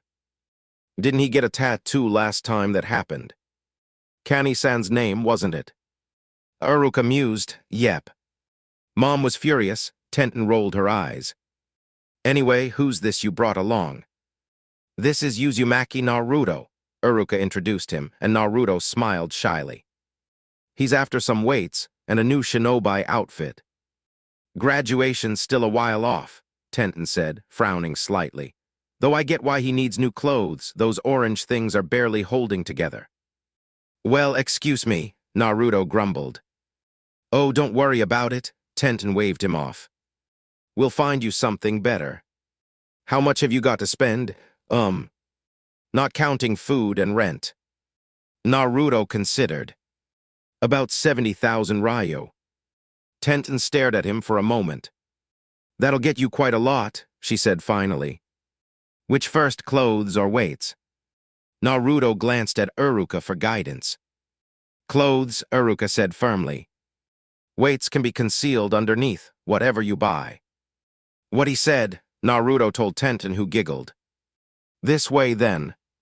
She led them through a side door into a room packed with ninja clothing and armor, racks of standard Chunin and Jonin uniforms alongside plenty of other options. Where do I even start? Naruto wondered aloud. Just wander and point out anything that catches your eye, Iruka suggested. And Tenten, anything new in stock worth showing him. She considered. We got a one-time shipment from the Land of Storms recently. I think there's one set left. I could pull it for him to look at. Just call me Naruto, the blonde told her. Not big on formalities. Sure, call me Tenten too then, she smiled. Wait here. While she stepped away, Naruto looked over the sheer volume of clothing, more than a little overwhelmed by the sheer selection. For now, I'd start simple, something practical for everyday academy wear, Iruka suggested, sensing Naruto was in over his head. Closer to graduation, you can come back and commission a proper genin outfit.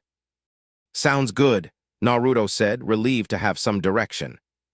He found a lightly armored shirt worn over an undershirt that didn't look like it would restrict movement much, available in black, dark red, and dark green. Observe, he murmured quietly. Konoha battle top, Emikusa style, black. A standard shirt for entry-level Konoha genin.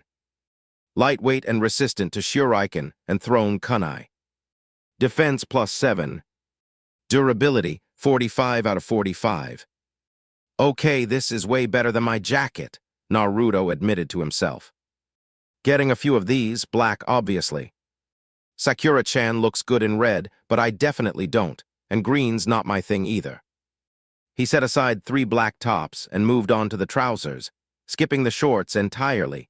No way was he going anywhere near Sasuke's ridiculous short shorts look. Konoha battle breeches, Emikusa style, black and gray. Standard entry-level genin trousers, lightweight, lightly armored against thrown weapons. Defense +7. Durability, 45 out of 45. Not bad, 3 of these too, Naruto thought. Just then, Tenten returned carrying a box. Phew, took a while to find the right one, she muttered. Dad's organizational skills are terrible. Tatsuhiko always was bad at that, Uruka remarked. Surprised Kani-san hasn't lost her temper over it. Oh, she does, Tenten grinned. Chased him around the house with a frying pan just last week. Sounds like she's been taking lessons from Nara Yashino, Uruka said with a slight shudder. So, what's in the box for Naruto? Funny story, actually, Tenten said. The guy who made this set only ever produced and sold about 10 of them before he passed away. My dad was one of the buyers. It's a complete set of shinobi armor designed to look like regular clothes, provides noticeably more protection than standard Chunin or Jonin gear, though it's a bit heavier as a trade-off. That sounds like an amazing outfit, Naruto said, awed. It is, Tenten confirmed. It's even got detachable pieces for tropical climates and additional attachable parts for cold weather countries. I think Naruto would definitely like to see it, Uruka said dryly, watching Naruto's eyes light up at the mention of adaptability. Tenten set the box down, opened it, and pulled out a top to show them. Wow. Naruto muttered. The top was slightly oversized on him, black with simple blue bar pattern stripes. The sleeves stopped just short of the elbow, paired with a plain metal shoulder guard. Overall, it looked incredible. I'll take it, Naruto said firmly. Good choice, Tenten said. Want anything added to the shoulder plate? Naruto detached the spiral emblem from his old jumpsuit's arm and handed it over. This, please. Interesting, she murmured. What is it? Old man told me it's my clan's symbol, Naruto shrugged. No idea who the Uzumaki actually were, but I'm apparently the last one. I see. Tenten looked faintly sad at that. So you're an orphan too, eh? Naruto looked surprised by the question. I'm adopted, Tenten explained, catching his confusion. Mom can't have kids, so they adopted me from the orphanage. Oh. Yes, I am, Naruto replied. Rough, huh? Yeah. Though I'm good now. Mom and Dad love me like their own. Tenten smiled fondly. I'm glad, Naruto said honestly. So how much for the outfit plus the shirts and trousers? Let's see. Tenten did the math quickly. 35,000 ryo, huh. Cheaper than my old jumpsuits, Naruto commented. What do you mean? Uruka asked, curious. 3 jumpsuits from old man Hasegawa cost me 50,000, Naruto said. That absolute, Tenten seethed. How dare he charge that much for those hideous excuses for clothes? I'm telling my dad about this. What can he even do about it? Naruto asked, curious. He's the head of the Konoha Ninja Suppliers Guild, Tenten explained. He comes down hard on anyone selling overpriced junk to shinobi or academy students. And Hasegawa isn't even a registered guild member, so he's in serious trouble. Heh, serves him right, Naruto smirked. Anyway, this'll do for now. Wait's next, I think. Yep, got just the thing. Tenten pulled 4 black sweatband-looking items from her pocket. Sweatbands? Naruto asked, sweat dropping. Nope, Tenten shook her head. They've got special sealing work that lets you adjust their weight. Theoretically, you could make them heavy as a mountain, though obviously you wouldn't be able to move at that point. Uruka-sensei? Naruto asked, doubtful. She's not pulling your leg, Naruto, the Chunin confirmed. Most Chunin use very similar chakra weights for training. 4 of them, Tenten. If he wants balanced development, he needs 1 for each limb, Tenten pointed out. Lee only wears 2 on his legs, but compensates with ridiculous arm strength training instead. This way Naruto trains everything evenly. True, but they're expensive, Uruka countered. A set of 4 usually runs 50 to 60,000 ryo. Since he's buying out the last of this particular batch, I'll knock it down to 40,000, Tenten offered. Deal, Uruka said, shaking her hand. Naruto, pay up.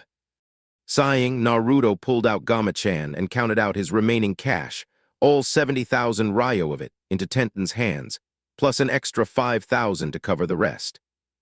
Thank you for your purchase, and please think of Higurashis for all your ninja tool needs, Tenten rattled off automatically. Naruto, could you write your address here?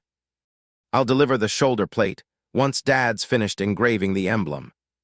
Sure, Naruto said, scribbling it down on the offered paper. Dad and Mom won't be back for another day, and he'll take his time engraving it, so figure at least a week, Tenten told him. It's meant to be my graduation outfit anyway, so that's fine, Naruto said. Graduation was still 8 months out, so the delay barely mattered.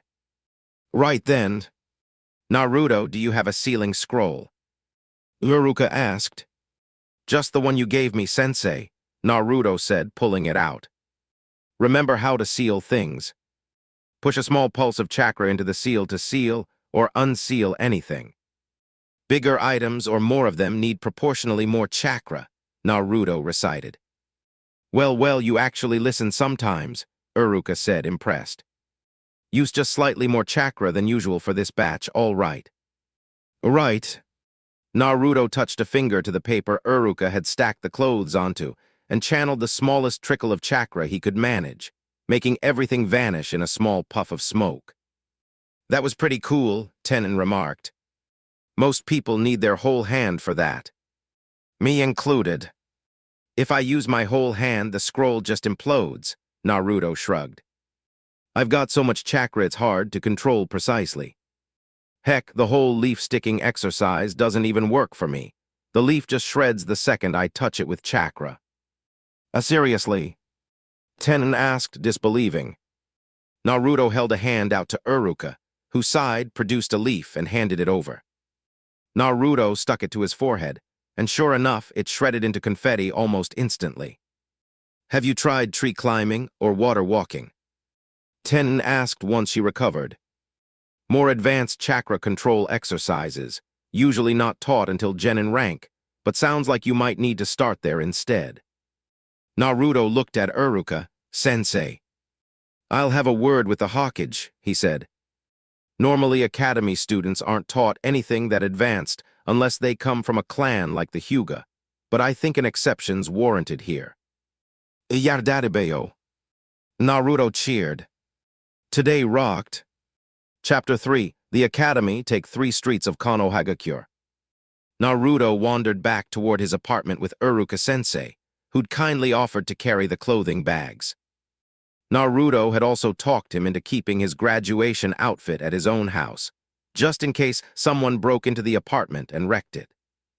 Uruka had looked pained at that request but agreed, on the condition that Naruto actually pay attention in class and not paint bomb Mizuki the next time he walked into the room. Again. Naruto grudgingly agreed, while privately already planning to paint bomb Mizuki literally anywhere except the academy itself. Uruka-sensei, you know all those weapons back at Higurashi's?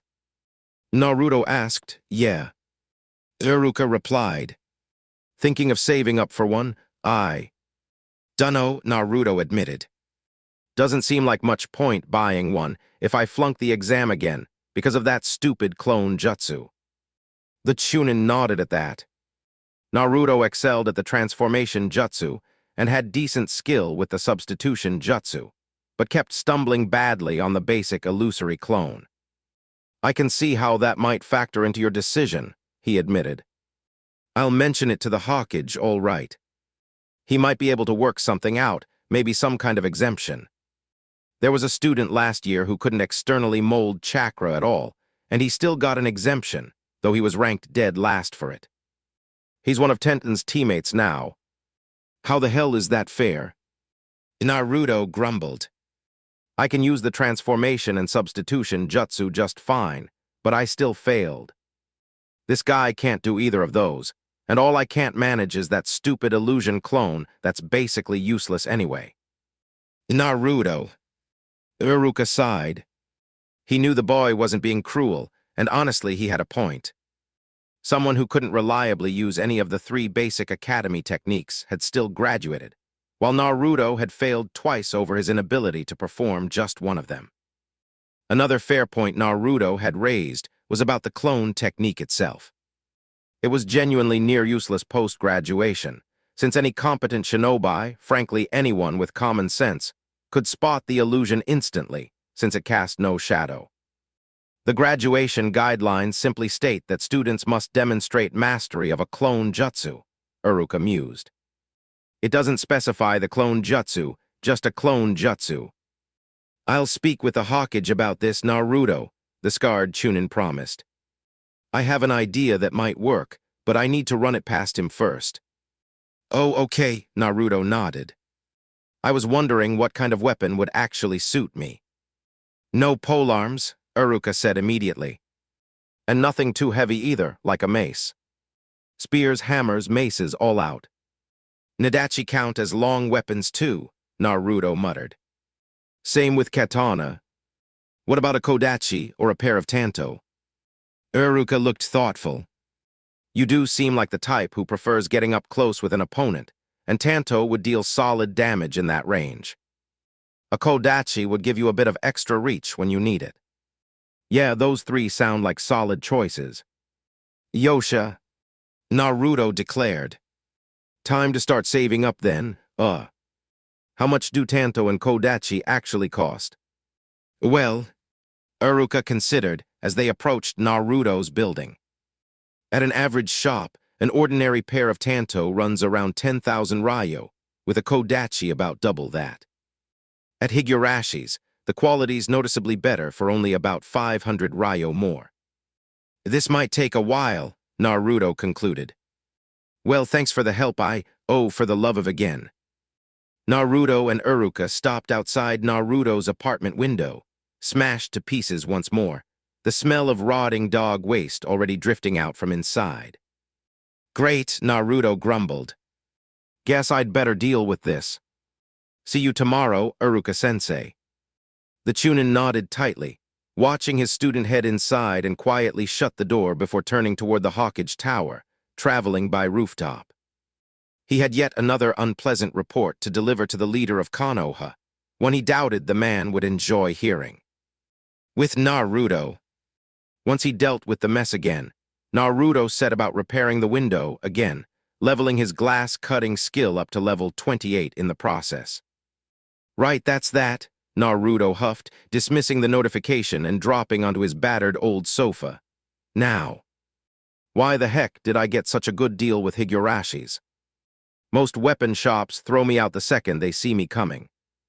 Thinking it over, he recalled the guide had mentioned something relevant to this. Guide, he commanded, bringing up the familiar floating screen. Now let's see, Reputation. The window appeared almost instantly, and Naruto started reading. Reputation, as mentioned in the introduction, reflects your standing with individual people, groups, organizations, towns, and countries. Higher reputation in any category is generally better. Reputation is divided into 9 tiers, each carrying its own bonus or penalty to your interactions with that group. At war, this person or group is firmly against you, no question. Minus 60% to reputation gains with them, plus 10% to combat effectiveness against them. Hated, they despise you for whatever reason. Minus 45% to reputation gains, minus 30% to teamwork if grouped together. Disliked, they simply don't like you at all.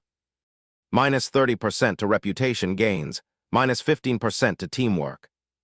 Unfriendly, not outright hostile but not welcoming either. Minus 10% to reputation gains, minus 5% to teamwork. Neutral, neither for nor against you. They may not even know who you are. No bonuses or penalties. Friendly, they genuinely like you, you're a friend. Plus 10% reputation gains, plus 5% teamwork. Well-liked, you're a real buddy. Plus 20% reputation gains, plus 10% teamwork. Honored, treated with genuine respect and warmth. Plus 25% reputation gains, plus 15% teamwork. Exalted, the very top. Utmost love, respect, and friendship. Plus 30% reputation gains, plus 20% teamwork, with an additional 10% bonus if the bar is fully maxed. With organizations specifically, reputation affects discounts, access to rare goods, and whether they'll even serve you at all. Reputation rises through completing quests, saying things people agree with, or saving lives in extreme cases. It falls through failed quests, disagreeable statements, or letting harm come to someone you could have prevented. Holy shit! Naruto exclaimed. Okay, this explains a bit, but how do I actually raise it? For more information, please close the guide and view your actual reputation page. Impatiently, Naruto closed the guide. Reputation, he said aloud. A window popped up quickly, immediately followed by another. Welcome to your reputation page. Here you can view your standing with the rest of the village. Tap any name for additional details. Okay, got it, Naruto muttered, dismissing the intro. Now let's see here. 5 category tabs appeared: individuals, groups, organizations, towns, and countries. The countries tab was grayed out entirely, presumably because he wasn't known anywhere outside Konoha yet. He tapped individuals, and a long list appeared, mostly grayed out question marks representing people whose entries he hadn't unlocked yet. Nearly all of them sat at either hated or disliked, with the occasional unfriendly or neutral scattered in. Scrolling further, it was honestly a little depressing seeing just how many people apparently hated him. He stopped scrolling when one entry made his heart genuinely swell. Sarutobi Hiruzen, honored. 8,500 out of 9,000. Jiji. Naruto said softly, tapping the name of his honorary grandfather. Sarutobi Hiruzen, the third Hokage, serves as Uzumaki Naruto's sponsor at the academy and functions as something of a surrogate grandfather to the boy. Naruto's stubborn refusal to give up, despite the odds stacked against him, drives Hiruzen to protect him fiercely from those who'd tear him down, frequently clashing with upstanding citizens in the process. A warm feeling filled Naruto reading this. He'd always known Jiji cared about him, but this proved it beyond any doubt. The boy silently swore, right then and there, to never give up no matter what. Closing the pop-up, he kept scrolling. One well-liked entry showed only a question mark for a name, which was confusing. Someone genuinely liked him, and he didn't even know who they were. Further down, he finally found his classmates, 8 of them anyway. Haruno Sakura. Unfriendly. 500 out of 2,000. Hyuga Hinata, honored. 3,780 out of 9,000. Nara Shikamaru, friendly. 1,587 out of 2,000. Akamichi Choji, friendly. 1,487 out of 2,000. Yamanaka Ino, neutral. 456 out of 1,000. Uchiha Sasuke, unfriendly. 125 out of 2,000. Inyuzuka Kiba, neutral. 1,687 out of 1,000. Aburame Shino, neutral. 900 out of 1,000. What the hell? Naruto said, surprised. He'd expected Sakura to dislike him, same with Ino. Hinata, the quiet, dark-haired girl who faints whenever I get near her. How am I honored with her? I've said maybe 2 words to her total in the last 2 years. He puzzled over that for a moment before shaking his head and moving on. Choji, Shikamaru, and Sasuke weren't surprises. He'd always gotten along well with the first 2, and had a rivalry of sorts with the Uchiha. Kiba was a bit unexpected. He'd assumed they were on friendlier terms. Shino wasn't a surprise either. He'd barely spoken to him, just like Hinata, who remained a genuine mystery. Shrugging off the puzzle of the fainting girl, Naruto continued down and spotted 2 more familiar names. Yumino Uruka. Well liked. 3,520 out of 4,000. Taoji Mizuki, unknown. 0 out of 10,000. For some reason, he couldn't view his actual standing with Mizuki, but judging by the barely concealed dislike he'd already witnessed, plus the seriously high threshold needed to move up a level compared to everyone else he'd checked, it was probably either exalted or at war, and Naruto wasn't naive enough to hope for the former. You have deduced something important. Your wisdom increases by 1. Ignoring the notification, Naruto watched as Mizuki's entry shifted from question marks to at war. He understood immediately that meant staying away from being alone with the man. There was no telling what he might try. Scrolling further, he spotted Tenten. Higurashi Tenten, friendly. 500 out of 2,000. Why's someone I just met already this friendly toward me? Naruto wondered, tapping her name. The adopted daughter of Higurashi Tatsuhiko and Kani, Tenten relates well to a fellow orphan. Being introduced by her old academy sensei doesn't hurt either. Guess that makes sense, Naruto nodded. Closing the individual's tab, he switched to organizations and started scanning. Sadly, most stores, restaurants, and cafes on the list sat firmly at hated. The rare exceptions stood out immediately.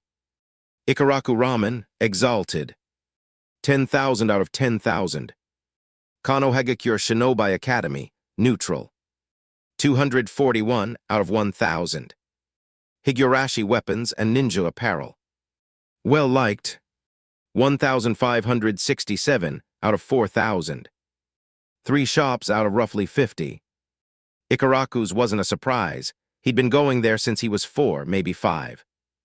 The academy sitting at neutral was a little unexpected, though the instructors were held to fairly high standards, and the Hawkage kept close watch over their conduct there, so they didn't have much choice but to remain even-handed toward him.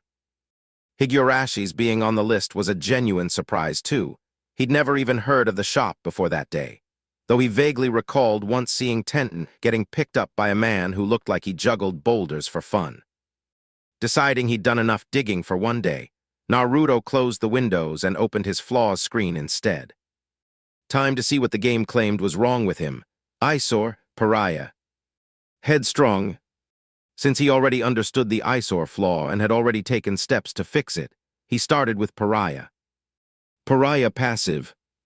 For some reason, the people around you shun and ignore you, nearly to the point of outright ostracism. Minus 15% to reputation, gains with civilians of Konoha, aware of why you're a pariah. Minus 5% to reputation gains, with shinobi forces aware of the same. This flaw can be reduced or removed over time through sustained effort, by first raising your standing with Konohagakure to well-liked, then eventually to exalted. Well, that sucks ass, Naruto deadpanned. He quickly checked his overall standing with Konoha and grimaced. Konohagakure no Sato, disliked. 234 out of 4,000.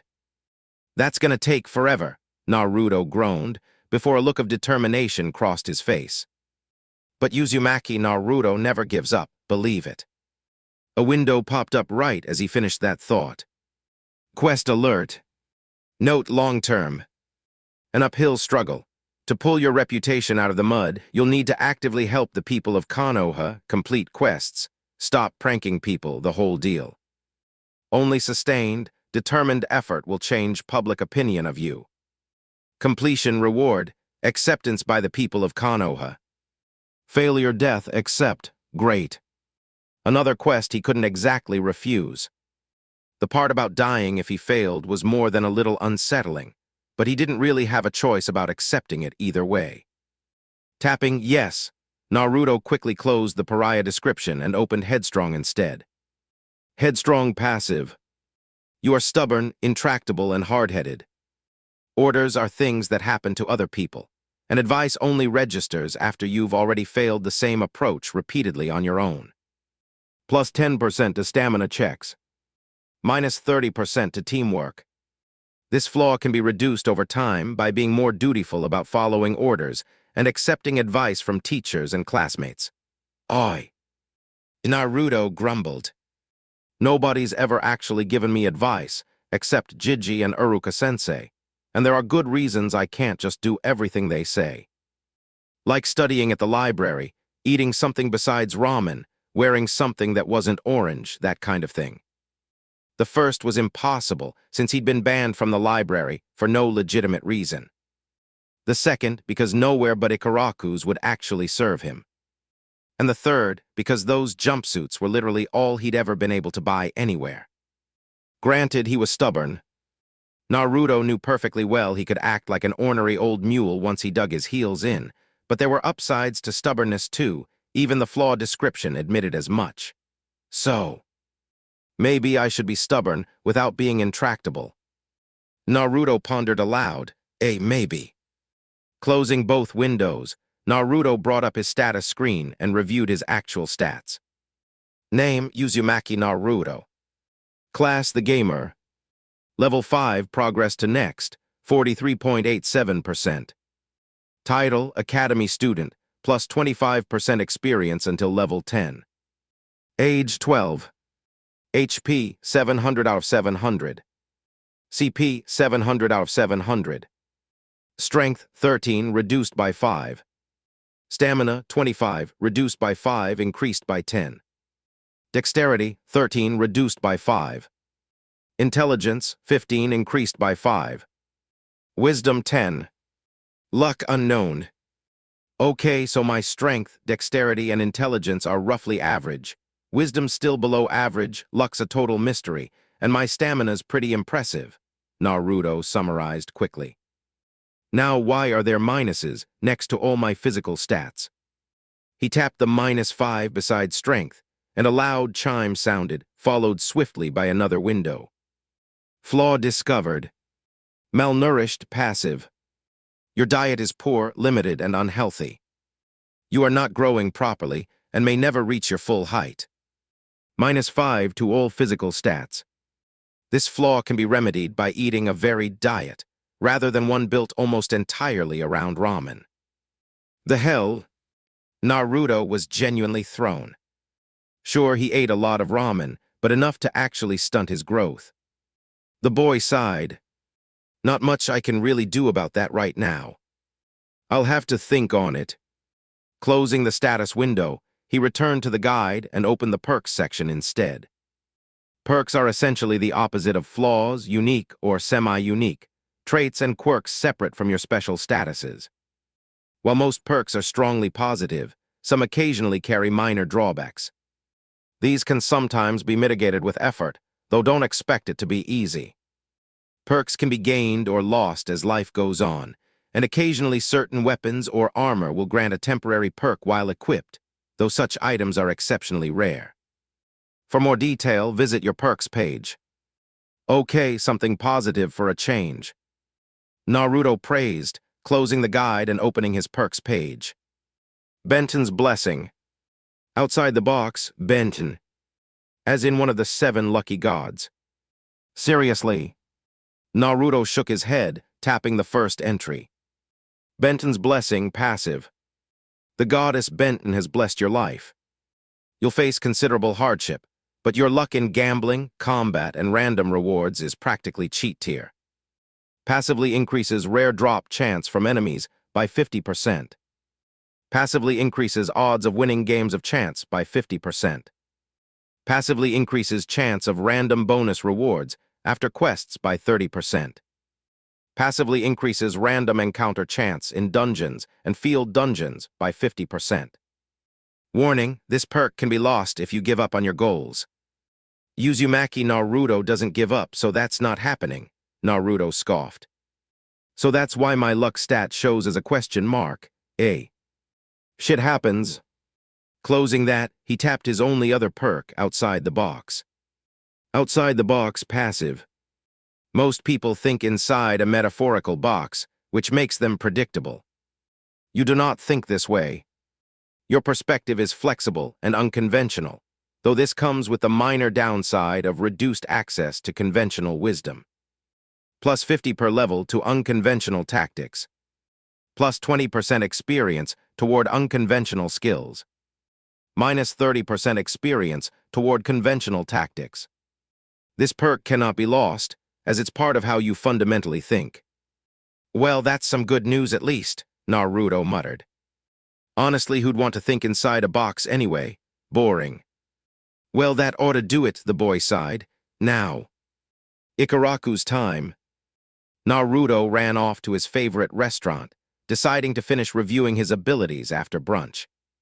Same time with Uruka Hokage Tower. The atmosphere in the Hokage's office was tense enough that Uruka felt he could have cut it with a kunai. Sarutobi Hiruzen's expression was hard as granite as he stared into the middle distance. So, just to be absolutely clear on the facts, the Hokage said slowly. Naruto-kun's apartment has been vandalized at least once a week since he was 7 years old. After the 50th incident, his landlord forced him to start repairing the window himself, though at least he supplied proper tools and materials. Naruto-kun is now, apparently roughly apprentice-level skilled at joinery just from putting in windows repeatedly. On top of that, someone, likely the same person responsible for the original vandalism, has recently started throwing rotting dog waste into his apartment as well. Is that an accurate summary? Hi, Hokage-sama, Uruka replied nervously. Sarutobi sighed. I have genuinely failed Naruto-kun, letting this go on for so long. 5 years, no more, Nico. Hi, Hokage-sama. The same purple-haired Anbu from before appeared instantly in the same spot as last time. Assign a team to monitor Naruto-kun's apartment tonight. I want whoever's responsible caught. I will see to it personally, Hokage-sama, Nico replied, vanishing in a puff of smoke. Thank you for bringing this to my attention, Uruka-kun, Sarutobi said with a small smile. I suspect Naruto-kun didn't want to worry me over his situation, though I intend to have a word with him about reporting things like this promptly going forward. It felt like the right thing to do, Hokage-sama, Uruka said modestly. There's actually another matter related to Naruto I wanted to raise. Oh. Sarutobi motioned for him to continue. Naruto mentioned on our walk back that he doesn't see the point in learning the clone jutsu, Uruka said carefully. I'm inclined to agree with him, honestly. Any reasonably experienced shinobi or fighter can spot the illusion for what it is. I've also noticed that attempting it genuinely seems to cause him physical discomfort. That would be his enormous chakra reserves, Sarutobi nodded. As in Uzumaki, he's naturally gifted with far larger reserves than average, compounded further by the 9 tails sealed within him. He currently sits at roughly Haichunin reserves already, with a great deal of growth still ahead of him. I suspect he'll surpass even my own reserves within 5 years. Attempting the standard clone jutsu with that much raw chakra and comparatively little control is genuinely impossible for him. I see. Hokage-sama, I'd like permission to teach him the tree climbing and water walking exercises, Uruka said formally. The standard academy chakra control exercises clearly aren't working for him, and his frustration over his lack of progress is becoming a real problem. Granted, Sarutobi nodded. I assume you also intend to teach him an alternative clone technique. Hi. I reviewed the graduation requirements, and they simply state a graduate must produce at least 3 clones. Nothing specifies which type. I see. Most would agree the elemental clone techniques aren't ideal for the graduation exam itself, but I see no reason he can't learn one regardless, Sarutobi mused. Determine his elemental affinity, then teach him either the water clone or earth clone technique, whichever matches. And if his affinity turns out to be fire, wind, or lightning? Uruka asked. Then he'll need to learn the shadow clone jutsu instead, the Hawkage replied. With his reserves, that would come easily to him. In fact, teach him the shadow clone regardless, even if he does have a water or earth affinity. Are you certain you want to unleash an army of Narutos on Anbu? Uruka asked with a faint smile. Bah. They are Anbu, they've had extensive resistance training, Sarutobi said cheerfully. You are an evil man, Hokage-sama, 3 voices accused, seemingly from nowhere. Ninja, Sarutobi smirked. With Naruto. After a genuinely satisfying meal at Ikaraku's, Naruto returned home and was pleasantly surprised to find his window still intact. Well, would you look at that? He shrugged, settling into his lone, rather battered armchair to review his skills. Pulling up the list, he spotted 2 entries he'd never seen before. The gamer's mind, passive level max. Allows calm, logical thinking and a peaceful mental state. Grants immunity to psychological Mass Effect techniques. Immune to killing intent from any opponent within 20 levels of your own. Immune to fear or terror-inducing genjutsu. Immune to hypnosis. The gamer's body, passive level max. Grants a body that functions according to game-like rules. Immune to physical damage, though not to the accompanying pain. Sleeping in a bed fully restores HP and CP. Sleeping in a tent restores 75%. Sleeping on an improvised surface like a couch or bare ground restores 50%. So, kick ass. Naruto cheered. No more worrying about being terrified by strong opponents on missions, or falling for hypnosis. Even better, no more worrying about losing an arm or a leg permanently.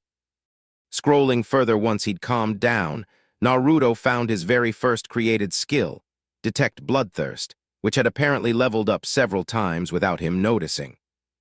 Detect Bloodthirst, passive level 5, 23.98 experience. Allows detection of killing intent within a set range. Higher levels reveal exact location and the identity of the source. Range 50 meters. 5% chance of automatically pinpointing the exact location. So that's what all those windows in the middle of the street were about, Naruto shrugged. Man, people really did glare at him constantly if it had leveled up 4 times in a single day. His Shuriken Jutsu and fast draw technique skills had ticked up a couple of levels too, though the bonuses hadn't changed much yet. Naruto frowned, reviewing his full list. 12 skills total, and only 9 actually shinobi-related.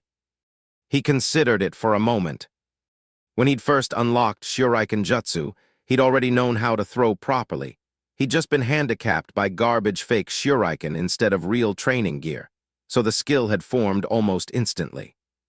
Closing the windows, Naruto ran through the hand seals for the transformation jutsu. Henge. He transformed into a flawless copy of Uruka, down to the smallest detail, then cycled through several other people before the expected window appeared. Skill created. Transformation jutsu, active level max. A basic shinobi skill, and one of the 3 academy techniques taught across every hidden village. This jutsu transforms you into anyone or anything. Unlike most shinobi, you're able to perform this as an actual physical transformation, rather than a mere illusion. 10 chakra points per minute to maintain. Reverting to his normal form, Naruto stared at the notification in genuine shock. He'd apparently created an entirely new version of the jutsu, rather than the standard one everyone else used. Cool. Next, he grabbed a practice log and performed the substitution jutsu repeatedly, until that skill unlocked too. Substitution jutsu, active level 75, 54.12 experience. A basic shinobi skill, and one of the 3 academy techniques. Allows instant switching with an object. Higher levels allow substitution, with progressively smaller objects. Extremely high levels are required to swap places with someone possessing more chakra than yourself. Smallest object size currently usable, jam jar sized. Again cool, Naruto grinned. He genuinely practiced both of those techniques a lot over the past 2 years, so maxing out transformation and nearly maxing substitution wasn't a huge surprise. That just leaves. The damn clone jutsu, he sighed. Running through the 3-hand seals, Naruto muttered flatly, clone jutsu.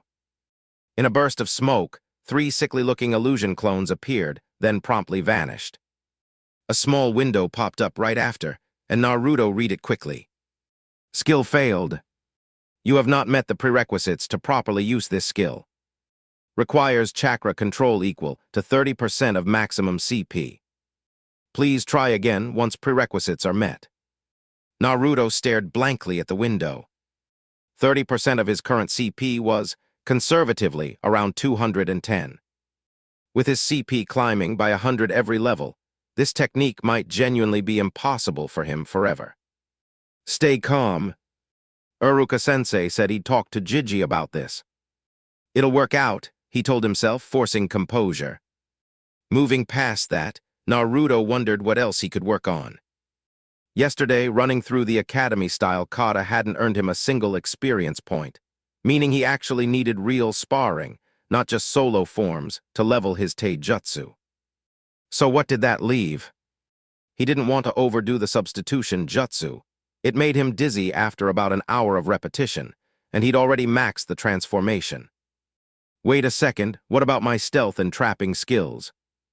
Naruto hurriedly scanned through his 14 skills and found neither listed. Right.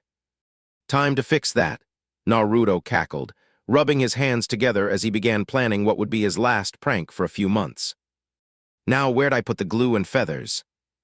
Half an hour later. Get back here, you brat, howled one of the Chunin chasing Naruto.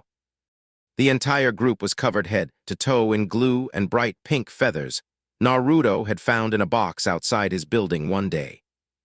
Naruto grinned like a hyena, leading the pack on quite the merry chase through Konoha's streets. Best idea yet, he'd gained both the skills he was after, plus 3 points to his strength from all the sprinting. Bloodthirst detected. Immediately to your left. Not questioning the warning, Naruto threw himself right just in time, as a ninjato slashed through the space he'd occupied barely 2 seconds earlier. Ryudo. One of his feathered pursuers barked sharply. What the hell do you think you're doing? The man wielding the ninjato snarled drunkenly, trying to stab Naruto again. He wasn't one of the feathered Chunin. His clothes were filthy, reeking of stale beer and cheap liquor.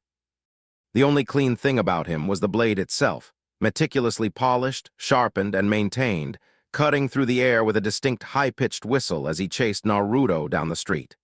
Shit. What the hell? Naruto yelped, narrowly dodging being skewered again, the blade flashing past almost in slow motion from his perspective. Ryudo. Stop this right now. One of the pink-feathered Chunin yelled. This is ridiculous. Fuck off. The man bellowed, swinging clumsily at Naruto again. The boy was genuinely grateful for his apparent luck as he fled toward the Hawkage Tower. 2 dark blurs shot past overhead, followed by a strangled grunt of pain from the pursuing man. Risking a glance back, Naruto spotted 2 Anbu already restraining him. Deciding it was time to make himself scarce, Naruto slipped away quietly, planning to spend the rest of the day creating skills from the relative safety of his own apartment. Just in case. The next day, final year classroom, Konohagakure Shinobi Academy. Naruto was feeling more than a little deflated. Why, you ask? Simple, every single person on his reputation page in that classroom was a higher level than him. Brainiac. Level 7. Haruno Sakura. Mindwalker Adept. Level 8. Yamanaka Ino. Imo Avenger. Level 12. Uchiha Sasuke. Lazy Genius. Level 9. Nara Shikamaru. Clan Heir of the Akamichi. Level 8. Akamichi Choji. Shy Maiden. Level 10. Hyuga Hinata. Silent Watcher. Level 10. Aburam Shino. Aspiring Alpha Male. Level 7.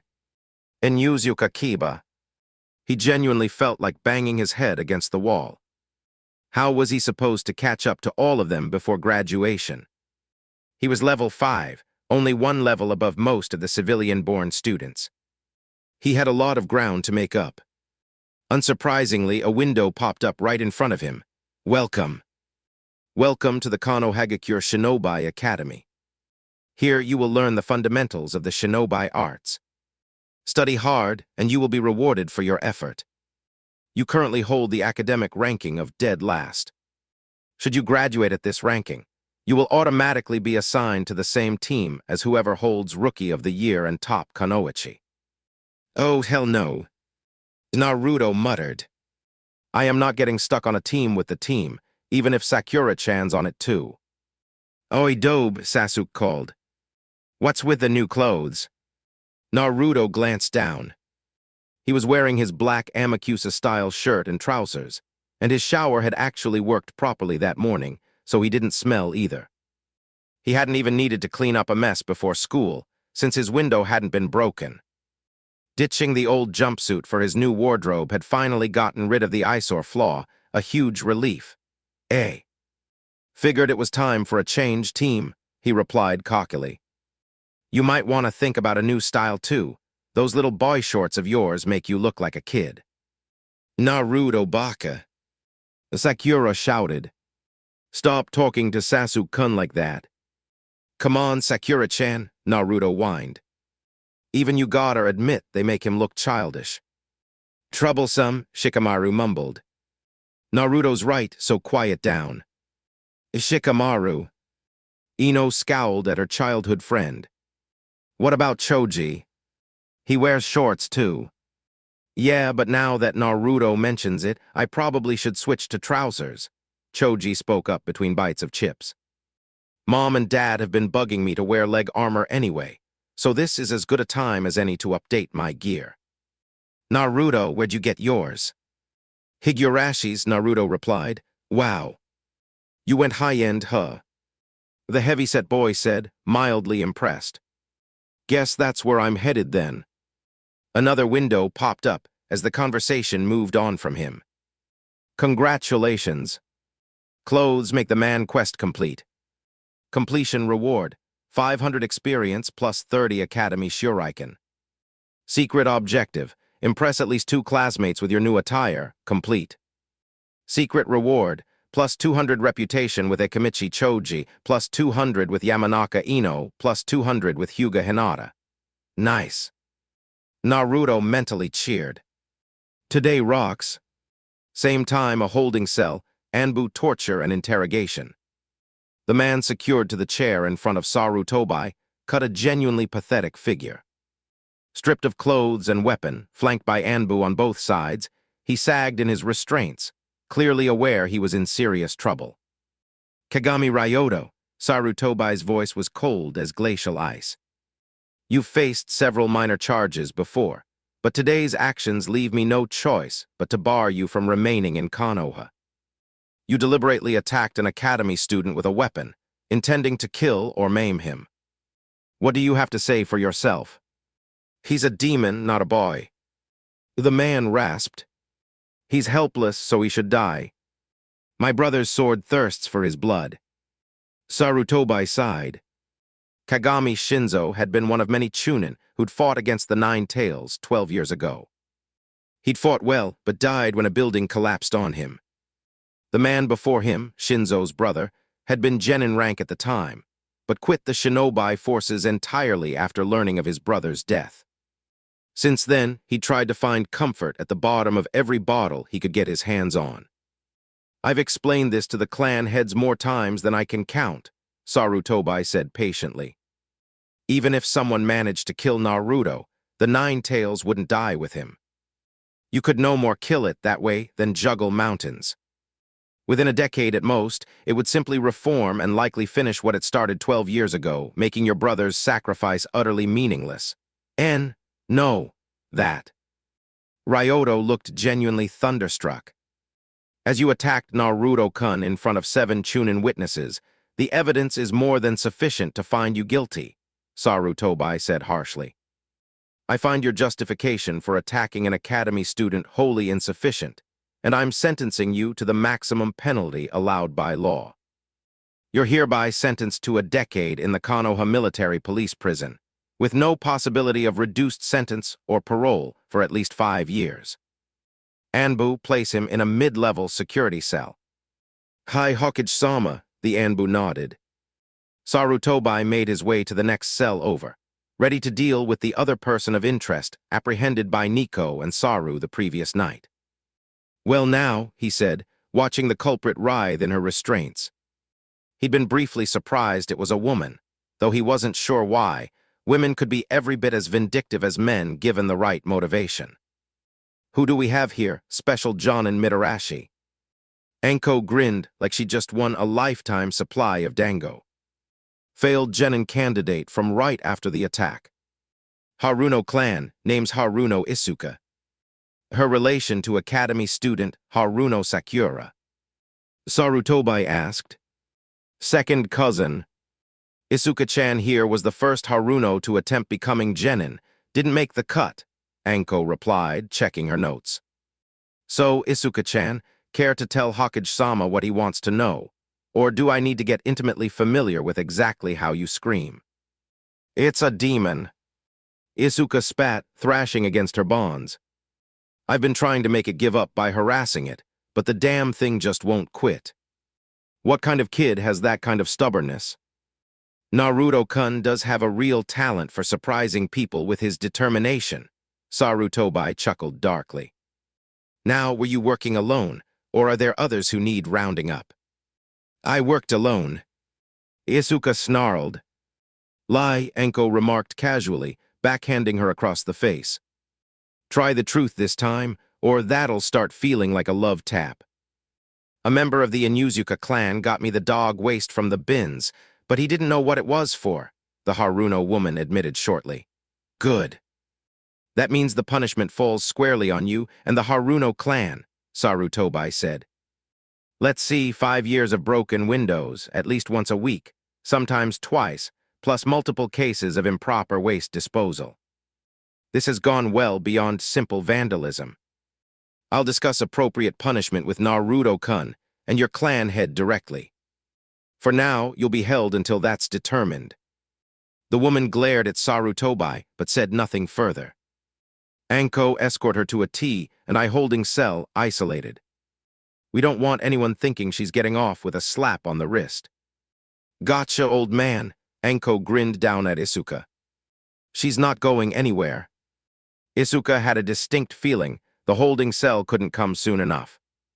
2 hours later with Naruto. Naruto was bored. Genuinely, seriously bored. He knew he needed to bring his grades up, but sitting through Uruka-sensei droning on about the ninja code was pure torture. Staying awake had at least bumped his intelligence up by 2 already, so Naruto, drawing on sheer stubbornness, forced himself to actually pay attention, even though he privately thought the ninja code was impossible to apply literally in the real world. He'd read enough a fact that genuinely shocked Uruka when he found out to point out several instances where famous historical Konoha shinobi had basically ignored the code entirely. Uruka had given him an odd look at that, before explaining that while yes, those specific instances broke the rules, those same shinobi had generally upheld the code overall. So Naruto still needed to learn it thoroughly, if not word for word. That hadn't really been his point, but Naruto understood well enough that he needed to know the material for the dreaded written graduation exam. Beyond that, rules were, in his opinion, more of a guideline. Eventually the lunch bell rang, and Naruto quickly found an empty corner of the training yard, tucked beneath one of the windows. Too rattled by yesterday's random attack to review his new skills then, he pulled them up now. Stealth, passive, and active, level 65, 56.98 experience. A core shinobi skill, allowing you to avoid detection by sight, sound, and scent. At higher levels, you become nearly one with the shadows, virtually undetectable to anyone without chakra sensing ability. Passively raises chance to avoid sound detection by 39%. Passively raises chance to avoid scent detection by 39%. Actively raises chance to avoid visual detection by 39%. While active, movement speed reduced by 50%, 20 chakra points per minute to maintain. Traps passive level 60, 54.21 experience. When being pursued, a well-placed trap can mean the difference between life and death for you and your team. Higher levels allow more varied traps and faster construction. Passively adds 30% to trap success rate. Passively adds 30% to trap building speed. Enables construction of pranking traps, hunting traps, basic snares, and bladed traps. Requires materials. See trap recipes for details. Naruto had already looked through the recipes, and the first intermediate bladed trap he'd found had made him genuinely wince just imagining it used on someone. Some things just weren't done, especially to men. Bloodthirst detected. Above you. Naruto rolled to the side immediately, just in time to dodge a vase full of flowers that had fallen from the window above him. Mizuki looked visibly surprised to see Naruto avoid getting brained by the thing entirely. Devil's own luck, the man snarled internally before stalking off. Detect bloodthirst has leveled up. Yeah. Great, Naruto muttered. Now he'd have to stay extra careful around windows, doors, stairwells, anywhere Mizuki might be lurking.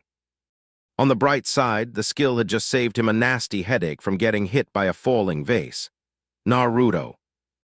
Uruka shouted, his head briefly swelling with the big head jutsu as he stormed across the training field. Pick up those flowers. Mizuki-sensei's the one who knocked them over, not me. Naruto protested. On the downside, apparently he was still getting blamed for things that weren't remotely his fault. Great. Chapter 4. Training days after classes, training field, Konohagakure Shinobi Academy. Naruto stood in front of Uruka, wearing a rather pronounced pout once the academy day ended. He wasn't thrilled about being punished for something Mizuki-sensei had actually done. Why the long face, Naruto? Uruka asked. It was Mizuki-sensei who knocked the vase over and broke it, Naruto grumbled. Nearly brained me too, believe it. Uruka smiled. I know, Naruto. I just needed an excuse to put you in detention so I could teach you the clone jutsu alternatives, as authorized by the Hokage. That cheered Naruto up immensely. Yada. Knew Jiji would come through. Naruto, you should show the Hokage a bit more respect than that, Uruka chided gently. He's been my Jiji way longer than he's been Hokage to me, Naruto replied. He was just the funny hat old man who helped me out when the orphanage got rough. Hard habit to break. Besides, I think he secretly likes being called Jiji. Uruka conceded both points. If the Hokage genuinely wanted Naruto to stop, he'd have put a stop to it ages ago. All right, moving on to the actual lesson, Uruka said, pulling a small square of paper from a vest pocket and handing it over. Huh. What's this? Naruto asked, inspecting it doubtfully. This, my student, is chakra paper, Uruka replied, sliding into lecture mode. As you'll recall from class, shinobi can use all kinds of ninjutsu, but with elemental ninjutsu specifically, most shinobi have a natural affinity. That means certain jutsu will come more naturally and cost less chakra to use. Okay, cool, Naruto said. So what's this got to do with my clone jutsu problem? Getting there, Uruka said. There are a considerable number of clone techniques out there. The illusory clone is the least useful, but easiest for most people to learn. More chakra-intensive versions exist too, the most basic being the elemental clones, water clone, and earth clone. If your affinity lines up with either, I'll teach you. Awesome. What do I do, sensei? Naruto asked eagerly. Finally, a shot at a clone technique that didn't look like he was dying halfway through. Channel a small amount of chakra, just a little into the paper, Uruka directed. If it wrinkles, that's lightning affinity. If it dampens, water. If it crumbles, earth. If it catches fire, fire. And if it splits cleanly, wind. Yosha, let's go, Naruto declared, carefully feeding a trickle of chakra into the paper. It did two things at once, splitting cleanly in half, and both halves crumbling slightly afterward. Primary wind affinity with a weak secondary earth affinity, Uruka said, nodding. A solid combination. How so, sensei? Naruto asked. Wind is a rare element in Konoha, rare pretty much everywhere in the world, honestly, Uruka explained. It's sometimes called the war element, since it can attack and defend with equal ease, sometimes simultaneously. The downside is it takes considerable training to master. That sounds badass, Naruto said excitedly. It is rather, Uruka smiled. Earth, on the other hand, offers incredible defensive potential, reshaping terrain, setting hidden traps, even some solid offensive applications. It's also one of the easier elements to pick up. How come? Naruto asked, confused. Earth is solid, stable, and slow to change, Uruka explained. It doesn't shift much by nature, making it easier to control. Wind, on the other hand, is constantly shifting and changing form, which is exactly why it's so difficult. Never thought about it like that, Naruto remarked. So, since I've got Earth as a secondary, you gonna teach me the Earth clone? Yep, Uruka nodded, then began patting down his pockets and pouches with growing exasperation. Now let's see. What the? He sighed. Somehow I seem to have misplaced the Earth clone scroll. I'll need to check the Shinobi section of the library, see if I left it there. While I'm gone, you can work on tree climbing. How's climbing trees supposed to help me? Naruto asked, confused. Without your hands, watch.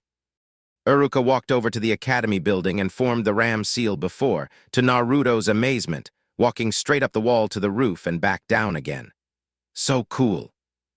Naruto exclaimed, eyes shining. Tree climbing is usually something your Jonin sensei teaches after graduation, like Tenten mentioned. Uruka went back into lecture mode. Your feet are the hardest part of your body to channel chakra into, so once you can manage it there, you can manage it anywhere. It also gradually builds up your reserves in the process. Uruka led him to a tree and handed over a kunai.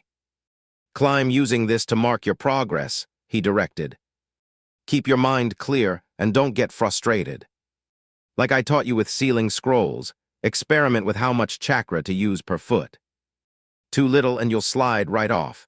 Too much and you'll get pushed away from the tree entirely. Gotcha, Uruka-sensei, Naruto nodded with a grin. With a final reminder to work hard, Uruka vanished in a puff of chakra smoke. Now then, Naruto turned his attention to the skill notifications he'd been ignoring while Uruka talked. Skill created. Natural primary wind affinity, passive level 1. Wind affinity is rare across the elemental nations, though more common in the land of wind than anywhere else. Even those born with it rarely train it, given how difficult mastery actually is compared to other elements. For those determined enough to master it, however, wind can become a weapon of unmatched power and subtlety. Strong against lightning, weak against fire, passively reduces wind release chakra cost by 1%. Passively increases wind release effectiveness by 1%. Skill created. Secondary earth affinity, passive level 1. Earth affinities aren't uncommon across the elemental nations, though the land of stone and land of earth produce the most. Earth ninjutsu is generally viewed as a defensive element, but in skilled hands it enables traps, counterattacks, and even reshaping terrain itself. Strong against fire and water. Weak against lightning and wind.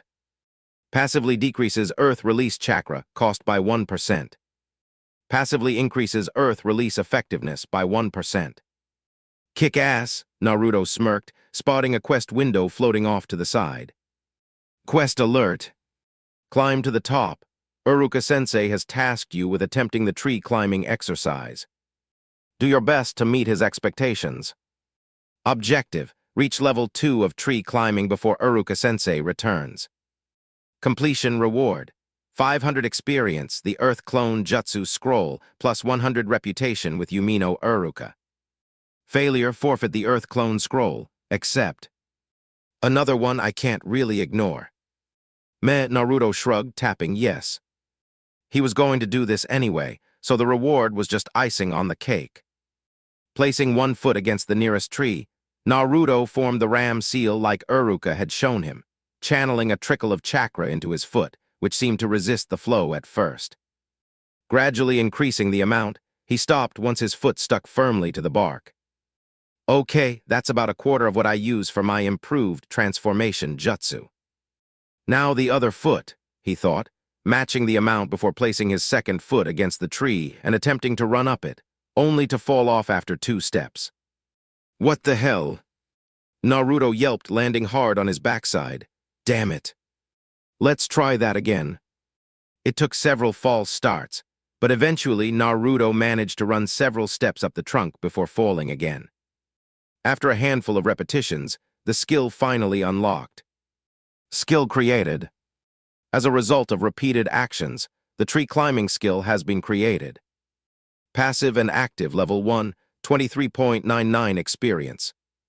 The tree climbing exercise is one of the very first chakra control exercises a fresh genin learns after graduation, serving as a stepping stone toward the more advanced water walking exercise and laying groundwork for the tree jumping skill. Passively increases chakra control by 1%. Passively raises CP by 1%. Actively allows sticking to any solid surface that isn't chakra repellent, costing 15 chakra points per minute. Yada. Naruto cheered. Now to build this thing up.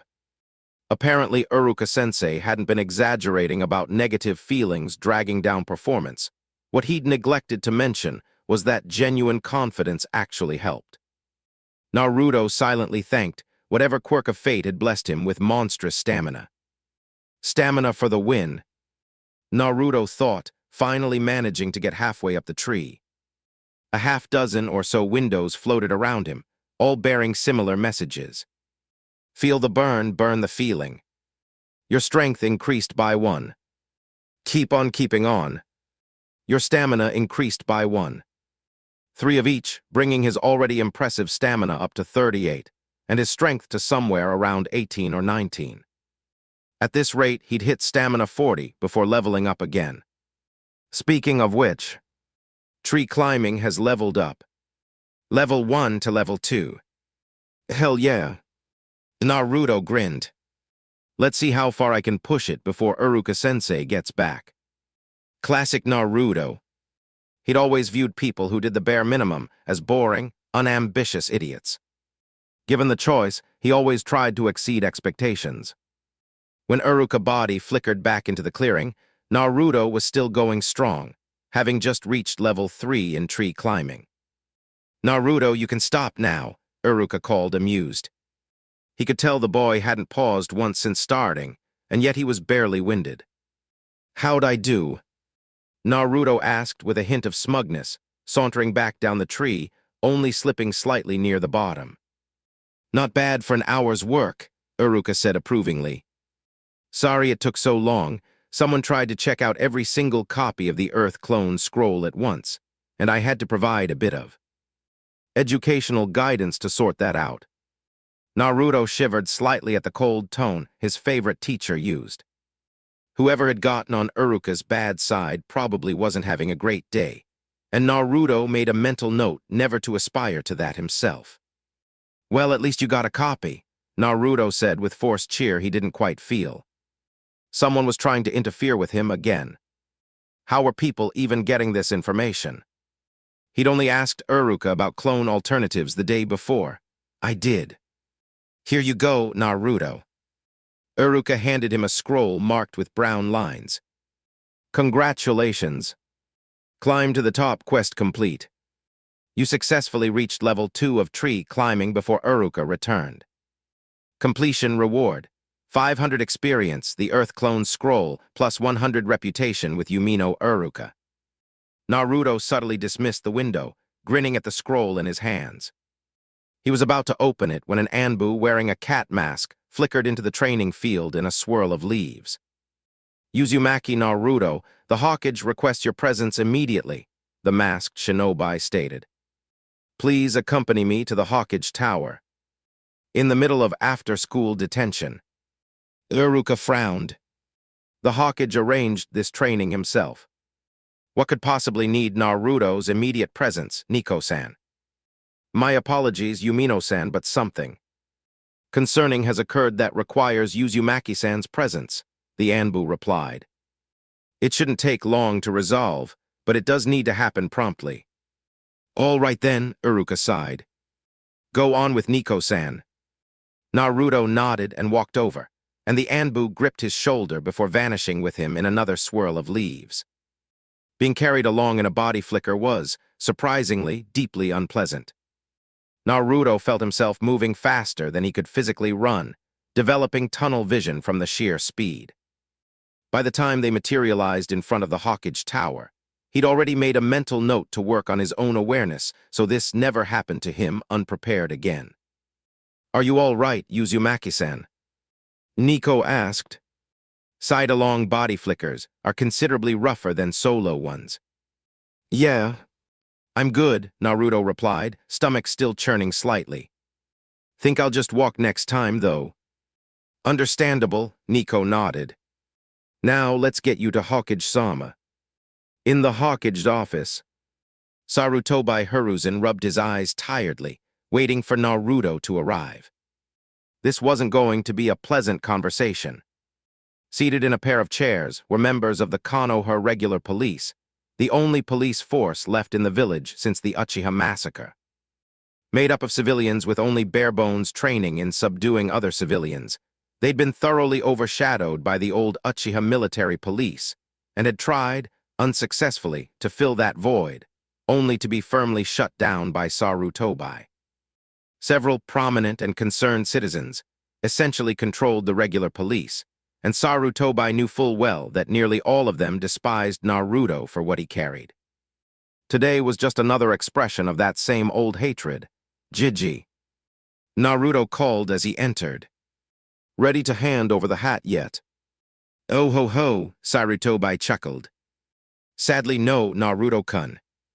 Take a seat, these gentlemen have some unpleasant news for you. Naruto shot the two men a quizzical look as he sat. Utterly forgettable faces, average height, nothing remarkable about either of them. They wore the brown and green uniforms of the regular police, jut hanging from loops on their belts. Uzumaki-san, one officer said, a poorly hidden sneer coloring his words. I regret to inform you that your apartment has been broken into and vandalized. Again, Naruto sighed. How bad is it this time? Every piece of furniture smashed to kindling. Every wall covered in carved or painted obscenities. All books and scrolls urinated on. Every door and window smashed as well, the other officer recited. Whoever did this was quite thorough. Oh man, Naruto groaned. My landlord's gonna be pissed at me for this. Indeed he is, Uzumaki-san, the first officer said, pulling a paper from his pouch and handing it over. This is a notice of eviction from your landlord, effective immediately. What? Naruto yelped. Oh man. Naruto-kun, do you still have your wallet? Sarutobi asked. The police claim it wasn't found in the wreckage. Gama-chan never goes more than an arm's length from me, Naruto said, pulling the toad-shaped wallet from his pocket. Good, that's something at least, Sarutobi nodded, turning his attention to the officers. Find out who did this, or I'll have a new military police force stood up within the month. Understood. Hi Hawkage-sama, the senior officer replied shakily, leading his colleague out. Almost immediately, Naruto's cheerful mask slipped, and he sagged back in his chair with another sigh. I'll have to go back and check if my hidden stash of books and scrolls survived, he grumbled. Nico, go search Naruto-kun's former apartment for any hidden materials, Sarutobi ordered. If possible, try to determine how many people were involved in this disgraceful act. Hi, Hokage-sama. Departing now, Nico replied from her hidden position, making Naruto jump. He hadn't even noticed her enter the room. He mentally revised his respect for Anbu-level stealth upward considerably. Now then, Naruto-kun, this presents something of a dilemma. Every rentable property in Konoha has apparently registered a strong disinclination to house tenants who have become targets of ongoing vandalism and discrimination, Sarutobi said with a sigh. The actual wording from the landlords' union had been something closer to, "That demon brat isn't getting into our buildings." But Sarutobi saw no reason to repeat that verbatim. I could always just camp out somewhere, Jiji, Naruto suggested. Good practice for field work once I graduate. Sarutobi blinked. A fair point, honestly, but he wasn't about to send his surrogate grandson out to pitch a tent if he had any say in the matter. An admirable suggestion, Naruto-kun, but I suspect several of my Anbu would object, as would I, Sarutobi replied diplomatically. As it happens, there's a block of apartments under my authority that would suit your needs, though it hasn't been occupied in quite some time, so it'll need cleaning first. Whereabouts is it? Naruto asked. On the edge of the clan district, Sarutobi replied. Oh, you mean the old Anbu headquarters? Naruto nodded, prompting 3 jaws to drop across the room. Naruto-kun. Do explain how you know that, Sarutobi asked carefully once he'd recovered. It was supposed to be a secret. Naruto raised an eyebrow. Most people in Konoha can figure out where Anbu HQ is just from the suspiciously polite, but firm guards telling everyone private residence, only despite the apartments for rent sign right outside the door. Sarutobi genuinely considered bashing his head against his own desk. I'll have a word with Anbu Commander Saru about a less obvious cover story. Returning to the matter at hand, would that building suit you? Wait, I get the whole building to myself. Naruto asked. Since no one else lives there, not even a building supervisor, yes, Sarutobi replied. A cleaning crew is preparing it as we speak, though it won't be ready for a couple hours yet. Oh, okay, Naruto nodded. That gives me time to learn the Earth Clone Jutsu. So you have an Earth affinity then? The old man asked. Primary wind, secondary Earth actually, Naruto replied. A solid pairing, Sarutobi approved. Uruka-kun mentioned you're considering weapons after graduation. Yeah, a pair of Tanto and a Kodachi, Naruto replied. Gonna cost a lot, though. Honestly, just hoping I don't end up stuck on the same team as Sasuke team. Oh. Sarutobi invited him to continue. Sasuke team doesn't really like me and the feeling's mutual, Naruto explained. If we end up on the same team, we won't work well together, which means our Jonin-sensei will probably keep us on D ranks forever until our teamwork improves, which is to say, never, so it'll take forever to save up for decent gear. The Hokage nodded, acknowledging his surrogate grandson's point. Teamwork was heavily emphasized throughout the academy curriculum, and Naruto, whatever his other shortcomings, was far from stupid. A bit slow occasionally, but perfectly capable of putting 2 and 2 together. The unfortunate reality was that, regardless of academic standing, Naruto was still highly likely to end up on Sasuke's team. This generation's version of the classic tracking trio was being reformed from the Hyuga, Aburame, and Inuzuka heirs, leaving Uchiha Sasuke, Haruno Sakura, and Naruto as the remaining heavy assault grouping. No other team combination was expected to actually pass the real Genin test. We'll see how things shake out at graduation, the Hokage said aloud. Nothing's set in stone yet, so do your best, and I'm willing to hear your preferences for teammates along with your reasoning. Huh. Naruto looked confused. Sarutobi elaborated. When graduation approaches, the academy instructors send me a list of proposed teams based on compatible students they'd like grouped together. From there, it becomes a balancing act between academy scores, parental requests, John and Sensei preferences, and reality. Reality? Naruto frowned. Are you familiar with the tradition surrounding Rookie of the Year, top Kunoichi, and dead last? Sarutobi asked. They get put on a team together, Naruto scowled. I'm the Dobe, Sakura-chan's top Kunoichi, Sasuke team's Rookie of the Year. How did you learn about that? The old man asked, curious. It wasn't strictly secret, but it was usually kept quiet from students specifically, so they couldn't manipulate their scores to land on or off a particular team. Overheard it, Naruto shrugged. Civilians were gossiping about who Uchiha-sama would end up teamed with.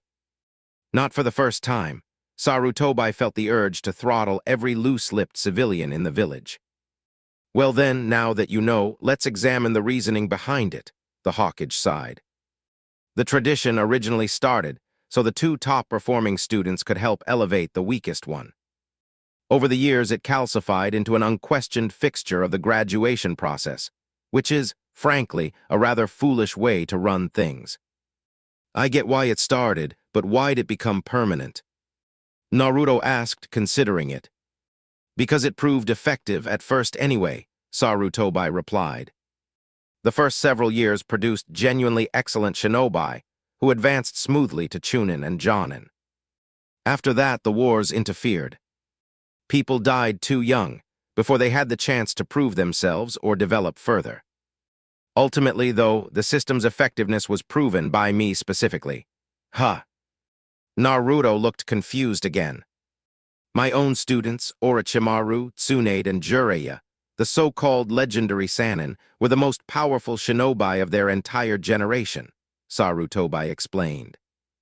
Together, they held off Hanzo the Salamander, an S-rank shinobi from Aimgakure, once they'd reached Jonin rank. Whenever I've tried to abolish the tradition since, the Academy points straight to them as evidence against it, conveniently ignoring Orochimaru's eventual descent into madness and betrayal. Well, Naruto's amazed expression was entirely genuine. To apply some reality here, it's exceptionally rare for three shinobi of that caliber to end up on the same team, making the whole tradition rather silly to maintain, Sarutobi continued. More importantly, you and Sasuke don't get along. And what about Haruno Sakura? What do you honestly think happens if she's added into that mix as she currently is? Naruto understood he was being asked for an honest assessment, setting his crush aside entirely. Sakura-chan will probably fangirl over Sasuke and put me down trying to earn his approval, he admitted reluctantly. He genuinely liked her, but he wasn't blind to her flaws either. I agree that's the likely outcome, Sarutobi nodded. Now consider how teamwork suffers under that kind of dynamic. Not exactly a pleasant scenario, is it? I have got to get my grades up. Naruto moaned. Occasionally, the grades angle gets set aside entirely in favor of overall balance, Sarutobi sighed. You may not have noticed, but it's rare for Rookie of the Year, top Kunoichi, and dead last to all come from purely shinobi or purely civilian backgrounds. Generally, the consensus favors grouping shinobi clan students together, since they typically start with an edge over civilian-born students. Though there are notable exceptions, Jiraiya, Higurashi Tenten, and Rock Lee among them. I've met Tenten, Naruto nodded. She mentioned someone named Lee. Isn't he the one who got an exemption to graduate despite not being able to use nin or genjutsu at all? Sarutobi caught the slightly bitter edge in Naruto's voice and winced internally. Aloud he said, yes. He's an exceptional taijutsu specialist, much as Tenten is well on her way to becoming a master weapons mistress with nearly unmatched shuriken jutsu skill. Jiraiya himself was one of the most powerful shinobi the Yondaime Hawkage ever knew personally. So you see, there's no real bias against civilians in Konoha, just a bias against anyone who doesn't pull their own weight. See, Naruto didn't fully grasp everything, but he understood he was being taught something important and worked to follow along.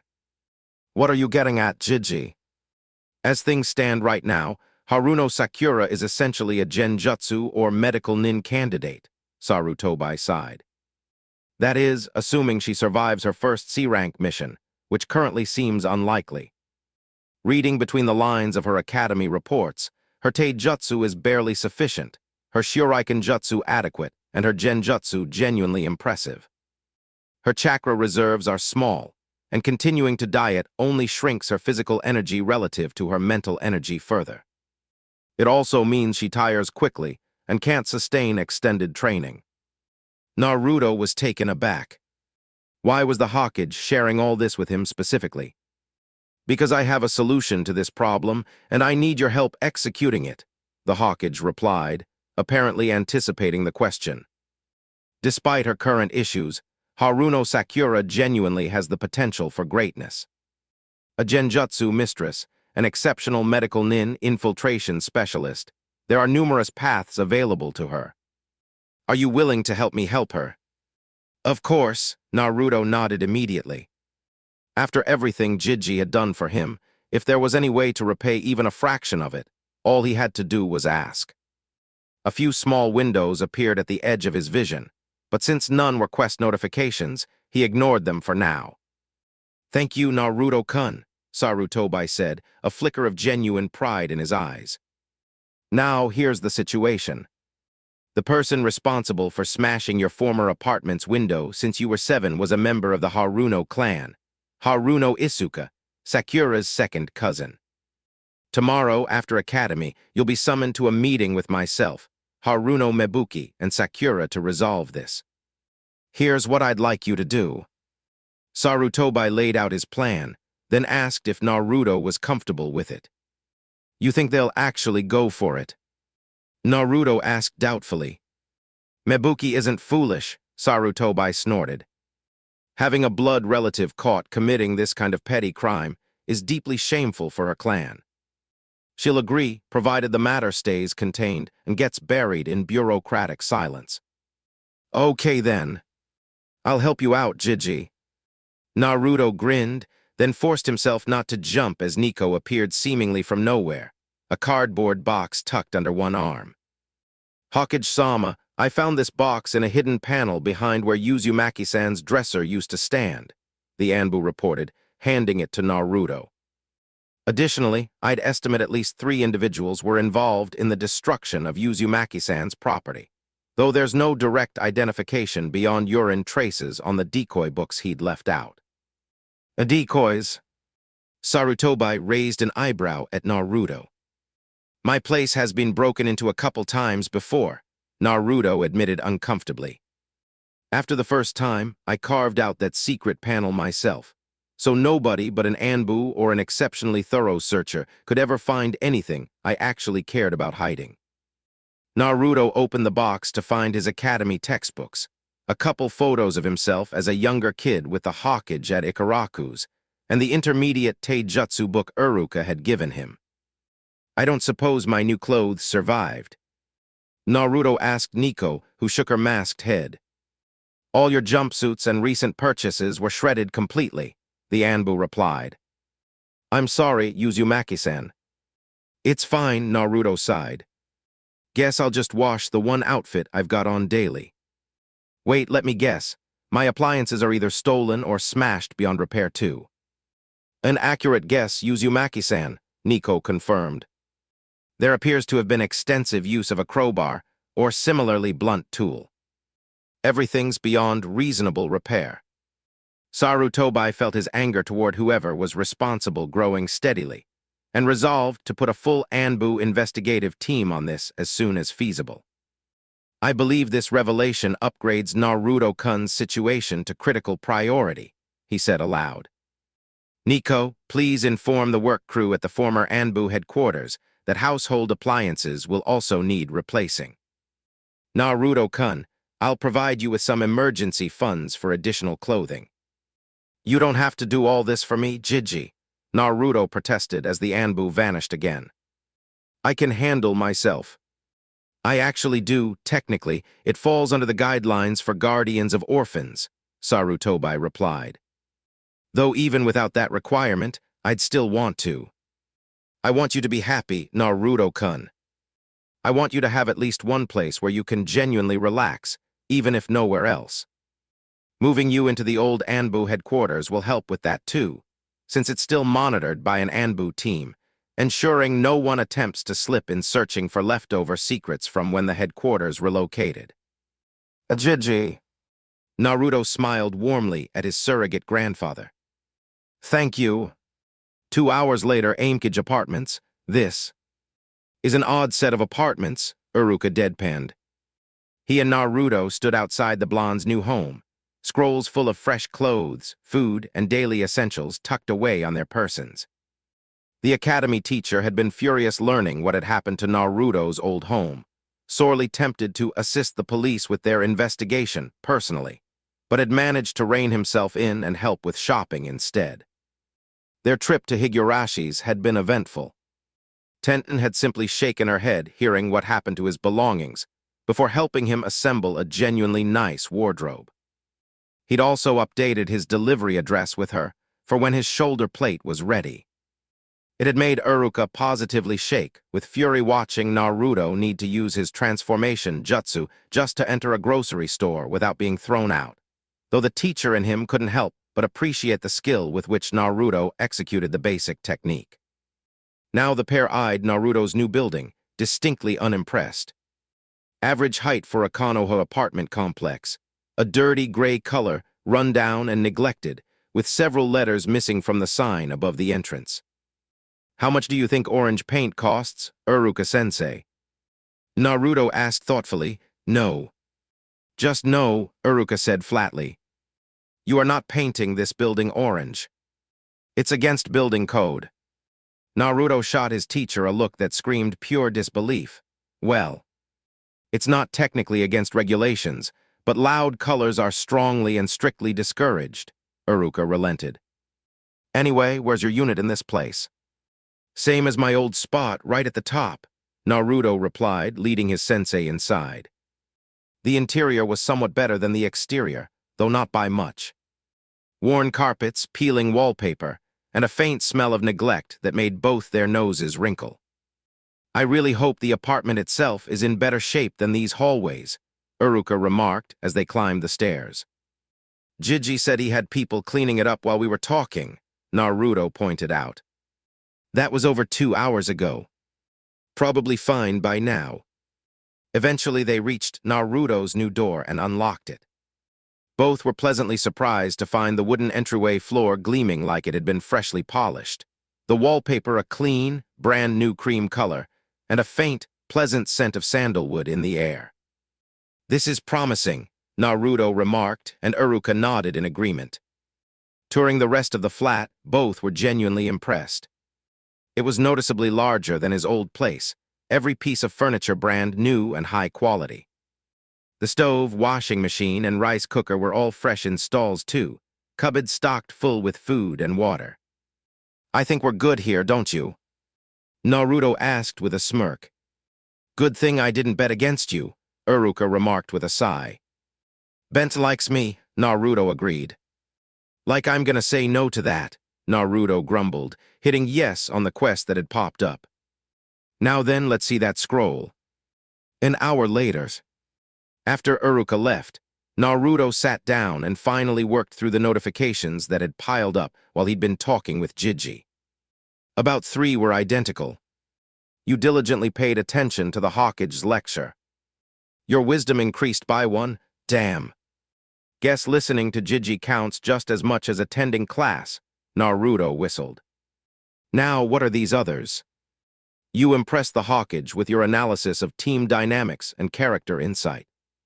Plus 100 reputation with Sarutobi Hiruzen. You impressed the Hawkage with your willingness to help a fellow classmate. Plus 100 reputation with Sarutobi Hiruzen. Not bad, he nodded, before turning to the quest notification that had popped up right after closing the others. Tending the cherry blossom. Haruno Sakura is an Uchiha fangirl, gravely neglecting her own training.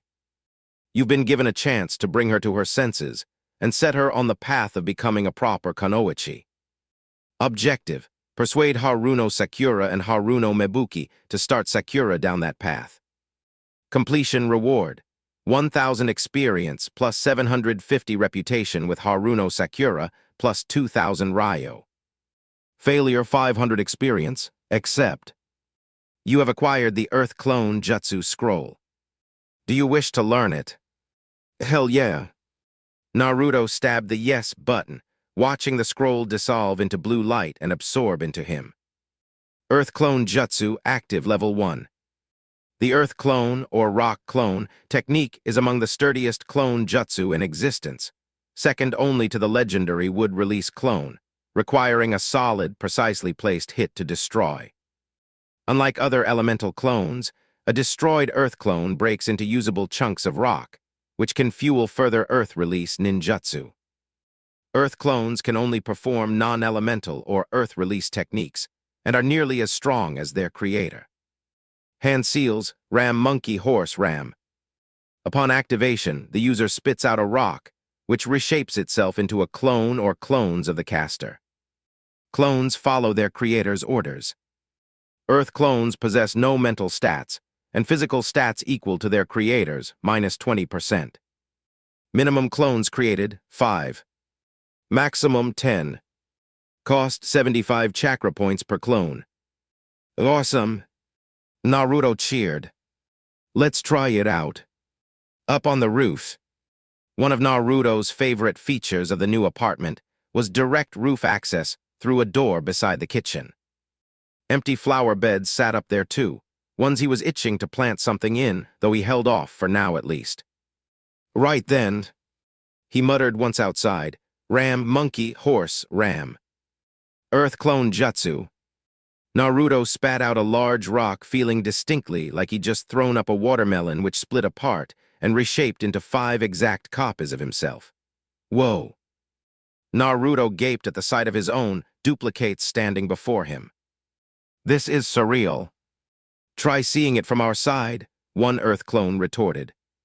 We've only got about an hour of chakra if we don't use any jutsu. Hey, sorry you're just a clone, but that's how it goes, Naruto shot back. How are you even talking back to me like this? Are Earth Clones even supposed to do that? How would we know? Another clone asked. We've got your physical capabilities, none of your actual knowledge, aside from a single Earth-released jutsu. You know we're lucky to even have this jutsu at all, Naruto reminded his clones. The Academy's jutsu library barely has anything above E rank, and none of it's elemental. The real library's jutsu section would help, but that cranky old librarian throws us out on sight. This sucks, another clone grumbled. That's life, Naruto shrugged. By thinking deep thoughts, your wisdom increased by 1. Shut up. Naruto growled, closing the window. The next day, end of Academy Day. Final year classroom. Haruno Sakura, Uzumaki Naruto, Nico announced, appearing right after Uruka-sensei dismissed class for the day. Your presence is required by the Hokage immediately. What you do, forehead? Ino called out, nothing. Sakura shot back. Naruto Baka, what did you do? I didn't do anything, Naruto replied. A member of the Haruno clan broke the law. That's why we're being summoned. Better not keep Jiji waiting. Side-along body flicker again, Nico-san. This particular summons does require it, I'm afraid, Nico replied. Side-along what now? Sakura asked, stepping forward, more than slightly intimidated by the Black Ops Kunoichi. Body flicker. As in the technique, Naruto explained, moving beside her. You haven't eaten much today, have you, Sakura-chan? No. The pink-haired girl admitted slowly, pensive. Good. You might have thrown up otherwise, Nico said bluntly. Hold still. She gripped both their shoulders, and all three vanished in a burst of chakra smoke. Arriving at their destination, Sakura immediately began dry heaving at the unfamiliar sensation. A hand rubbing soothing circles on her back gradually eased the nausea away. Looking up, she found a concerned Naruto watching her before he withdrew his hand. You okay, Sakura-chan? He asked. Why, yeah. That was really unpleasant, though, Sakura replied. Ugh. Is that what using body flicker actually feels like? No, just the after effect of being carried along in one, Nico clarified. This way, please. Sakura noticed then they were standing in front of the Hawkage Tower and hurried to follow the Anbu, Naruto trailing along beside her. What's this actually about, Naruto? Sakura asked, dropping the baka entirely given their surroundings. You'll find out in a few minutes, Sakura-chan, Naruto replied easily. I'll just say it's something the Haruno clan is gonna find. Embarrassing. Sakura frowned. Naruto was being unusually cagey today. Normally, he'd be tripping over himself trying to impress her with information. Now that I think about it, when's the last time he even asked me out? Sakura thought, mildly startled. Couple days, at least. Has he given up on me? Rather than the relief she'd always assumed she'd feel at that prospect, she felt an unexpected pang of loss. Sakura, despite her bold front, genuinely struggled with self-confidence underneath. The constant childhood taunts over her forehead and pink hair had only ever been bearable thanks to her friendship with Yamanaka Ino. Then both girls had developed crushes on Sasuke, and their friendship curdled into open rivalry, constantly competing for his approval and affection. A small, persistent part of her still resented what that competition had done to her closest friendship. Naruto's pursuit of her had, secretly, been rather flattering. It confirmed that, despite Sasuke's indifference, she was still attractive and desirable to someone. That made shutting him down and occasionally hitting him a little awkward for her. She'd kept doing it regardless, but the guilt occasionally got to her enough that she stoically endured his attention anyway, just to ease her own conscience. Lost in thought, she only realized they'd arrived at the Hokage's office when Nico knocked on the door. Hokage-sama, I've brought Uzumaki Naruto and Haruno Sakura, as ordered, Nico announced, stepping inside briefly before vanishing into thin air. Naruto and Sakura entered to find not just the Hokage, but Sakura's mother, Haruno Mebuki, head of the Haruno clan. Tall, composed, with short brown hair, dressed in a red kimono bearing the Haruno's white circle emblem over her heart, Mebuki cut an intimidating figure. What's going on here? Sakura wondered in frustration, opening her mouth to greet both her mother and the village leader. With Naruto watched Sakura bow respectfully to Jiji before doing the same for her mother. Hey Jiji, Naruto added afterward. Good day, Haruno-san. Sakura.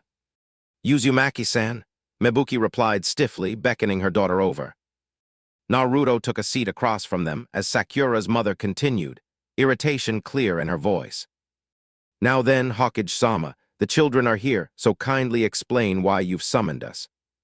I was in the middle of the monthly audit when your Anbu messenger interrupted. The Haruno clan, Naruto had learned from Jiji the day before, was a small civilian clan with extensive mercantile interests. Sharp and savvy, they had fingers in countless enterprises throughout the land of fire, shops, caravans, auction houses, all bearing the Haruno's circle crest and taking a healthy cut of the profits. They donated generously to the village too, contributing a full 2% of its annual income, a genuinely remarkable figure for any civilian clan, let alone one with fewer than 70 members. Approximately midnight, 2 nights ago, Haruno Isuka was discovered attempting to smash Naruto-kun's window by Anbu, assigned to identify who was responsible for the ongoing vandalism of his apartment. She was taken into custody, Sarutobi said firmly, freezing both Mebuki and Sakura in disbelief as he continued. Under questioning by Mitarashi Anko, she confessed to 5 years of ongoing harassment and vandalism targeting Naruto-kun. What? What kind of vandalism? Mebuki choked out, face going pale.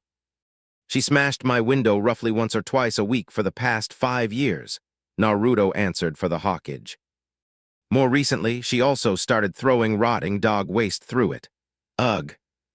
Sakura wrinkled her nose at the mental image.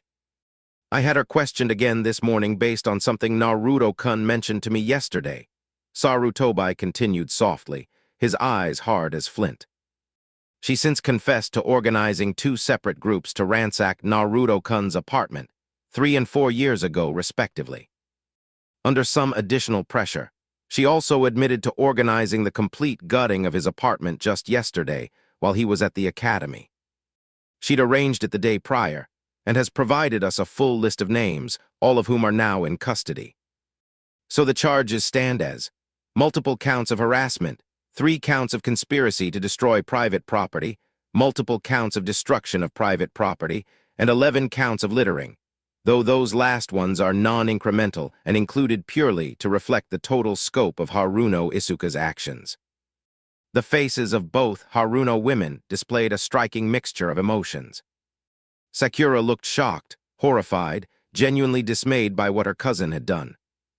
Mebuki's expression stayed carefully blank, though it would have fooled no one paying close attention. Her emerald eyes flickered with panic, fear, and rising anger underneath.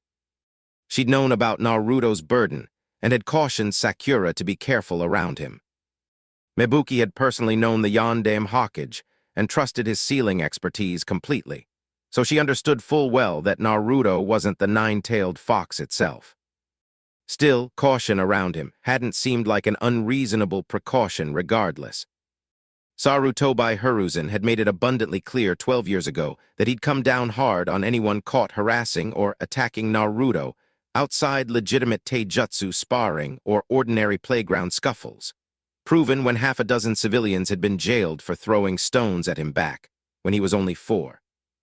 Now one of her own clan members had orchestrated a sustained campaign of intimidation against the boy the entire village knew the Hokage considered his surrogate grandson, and Mebuki was dreading exactly what consequences might follow from Isuka's foolishness. Naruto-kun never mentioned the ongoing harassment to me because he didn't want to trouble me with it, Sarutobi said, casting an amused but stern look at his favorite orphan. I've since spoken with him, and he's assured me any future incidents will be reported promptly from now on. The real question now is what to do about Isuka and the broader consequences for the Haruno clan. This was exactly what Mebuki had been dreading. The shinobi clans of Konoha might maintain an outwardly indifferent facade regarding Uzumaki Naruto specifically, but their displeasure over any mistreatment of him always made itself known eventually. When he'd been thrown out of the orphanage at age 5, an unknown buyer had purchased the orphanage from the village and replaced the entire staff with ex-shinobi, strict but fair with children. Everyone knew some shinobi clan had been responsible, but nobody knew which one specifically. The Haruno clan depended heavily on hiring Konoha shinobi to guard their caravans and shipments. If word of Isuka's actions spread among the clans, the Haruno might find themselves permanently unable to hire shinobi escorts again, forcing them into far more expensive and unreliable mercenary contracts instead. What's your judgment, Hokage-sama? She asked shakily. Naruto-kun, what do you think? Sarutobi asked his surrogate grandson, who considered it thoughtfully. Depends on the answer to a couple questions, I think, Naruto replied, turning to the Haruno clan head. Did you know what Isuka-san was doing to me, Haruno-san? No, Mebuki replied tightly. Had I known, I would have put a stop to it and disciplined her firmly myself. Sakura-chan? Naruto asked, turning to his pink-haired crush. I had no idea either, she said honestly. I would have told Aka-san immediately if I'd known. Fair enough, Naruto nodded, turning back to the Hokage. Hokage-sama, I don't think it'd be right to make Isuka-san's crimes public knowledge. The Haruno clan itself had nothing to do with her actions. Very well, Naruto-kun, Sarutobi nodded, and both Haruno women visibly relaxed. That said, they should have been more aware of their relatives' behavior, and must still face some penalty for that oversight. Isuka-san's a failed genin candidate, and the Haruno don't exactly have a clan compound, Naruto pointed out. For all we know, she lives alone. Except she doesn't, Naruto-kun, Sarutobi replied. She lives right next door to Mebuki and Sakura's home. The Haruno maintain their own guard patrols in that area. who really should have flagged any unusual movement from a clan member to Mebuki directly.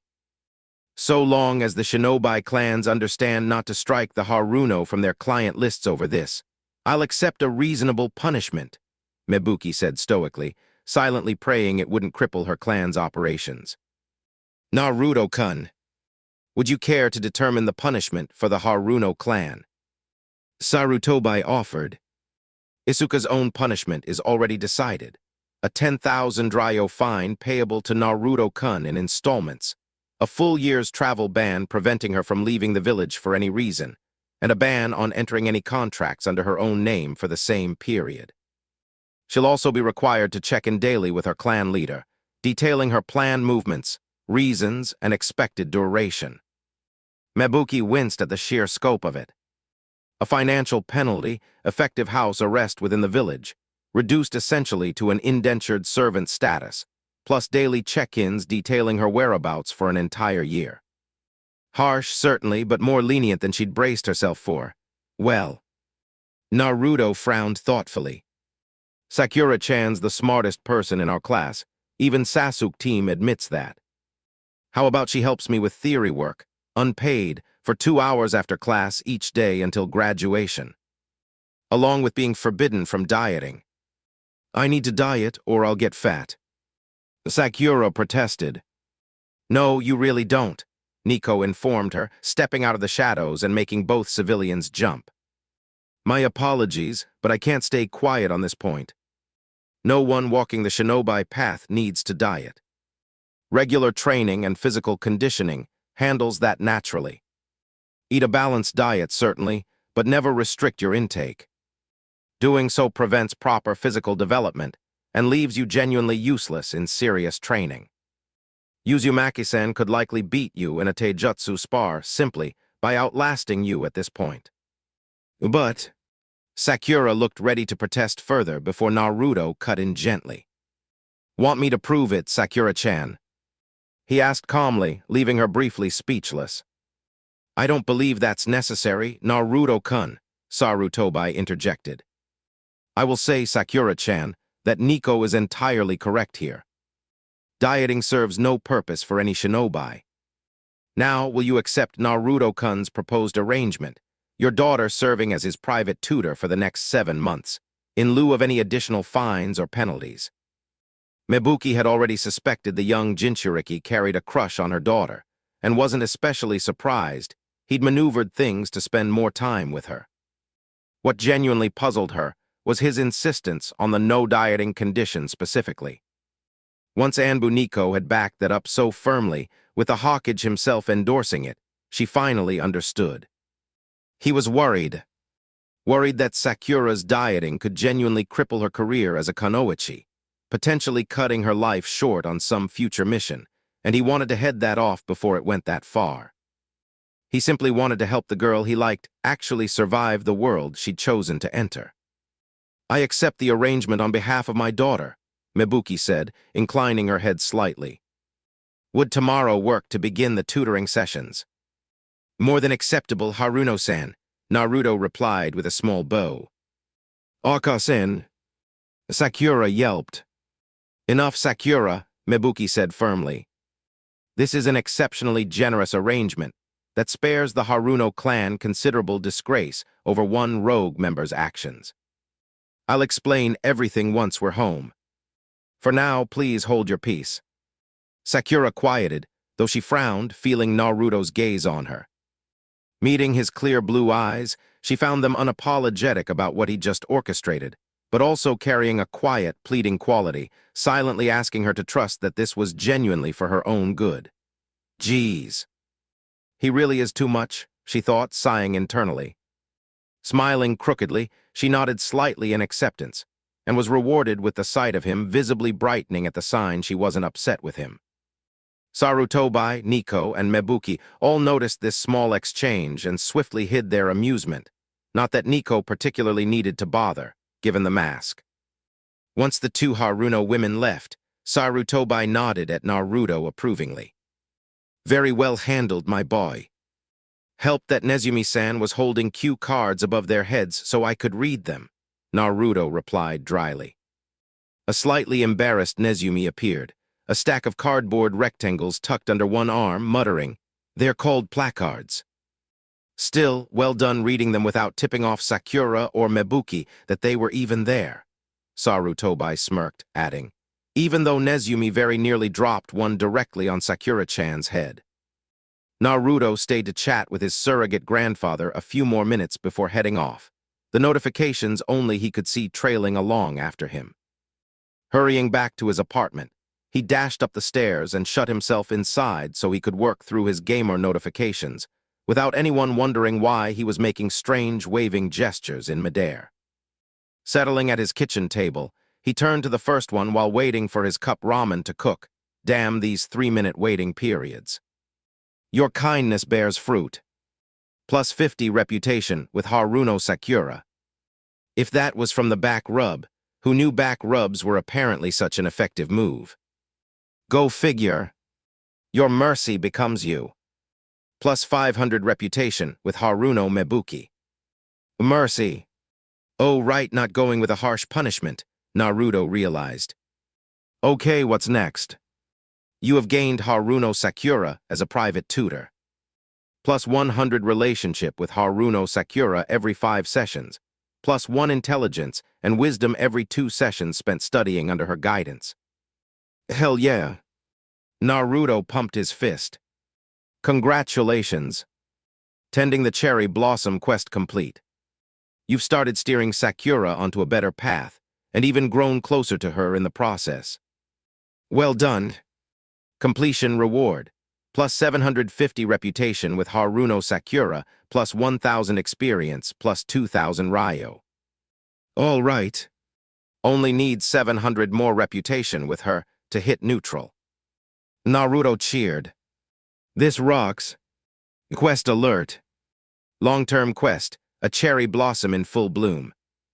You've begun building the foundation of a real relationship with Haruno Sakura. Keep nurturing it steadily, and you'll reach your goal. Objective, successfully woo, romance, and win over Haruno Sakura, eventually making her your girlfriend. Completion reward, Sakura as your girlfriend. Failure permanently friend-zoned, except. Again, like I'd say no, Naruto hit yes, just as his egg timer went off, signaling his cup ramen was finally ready. Itadakimasu.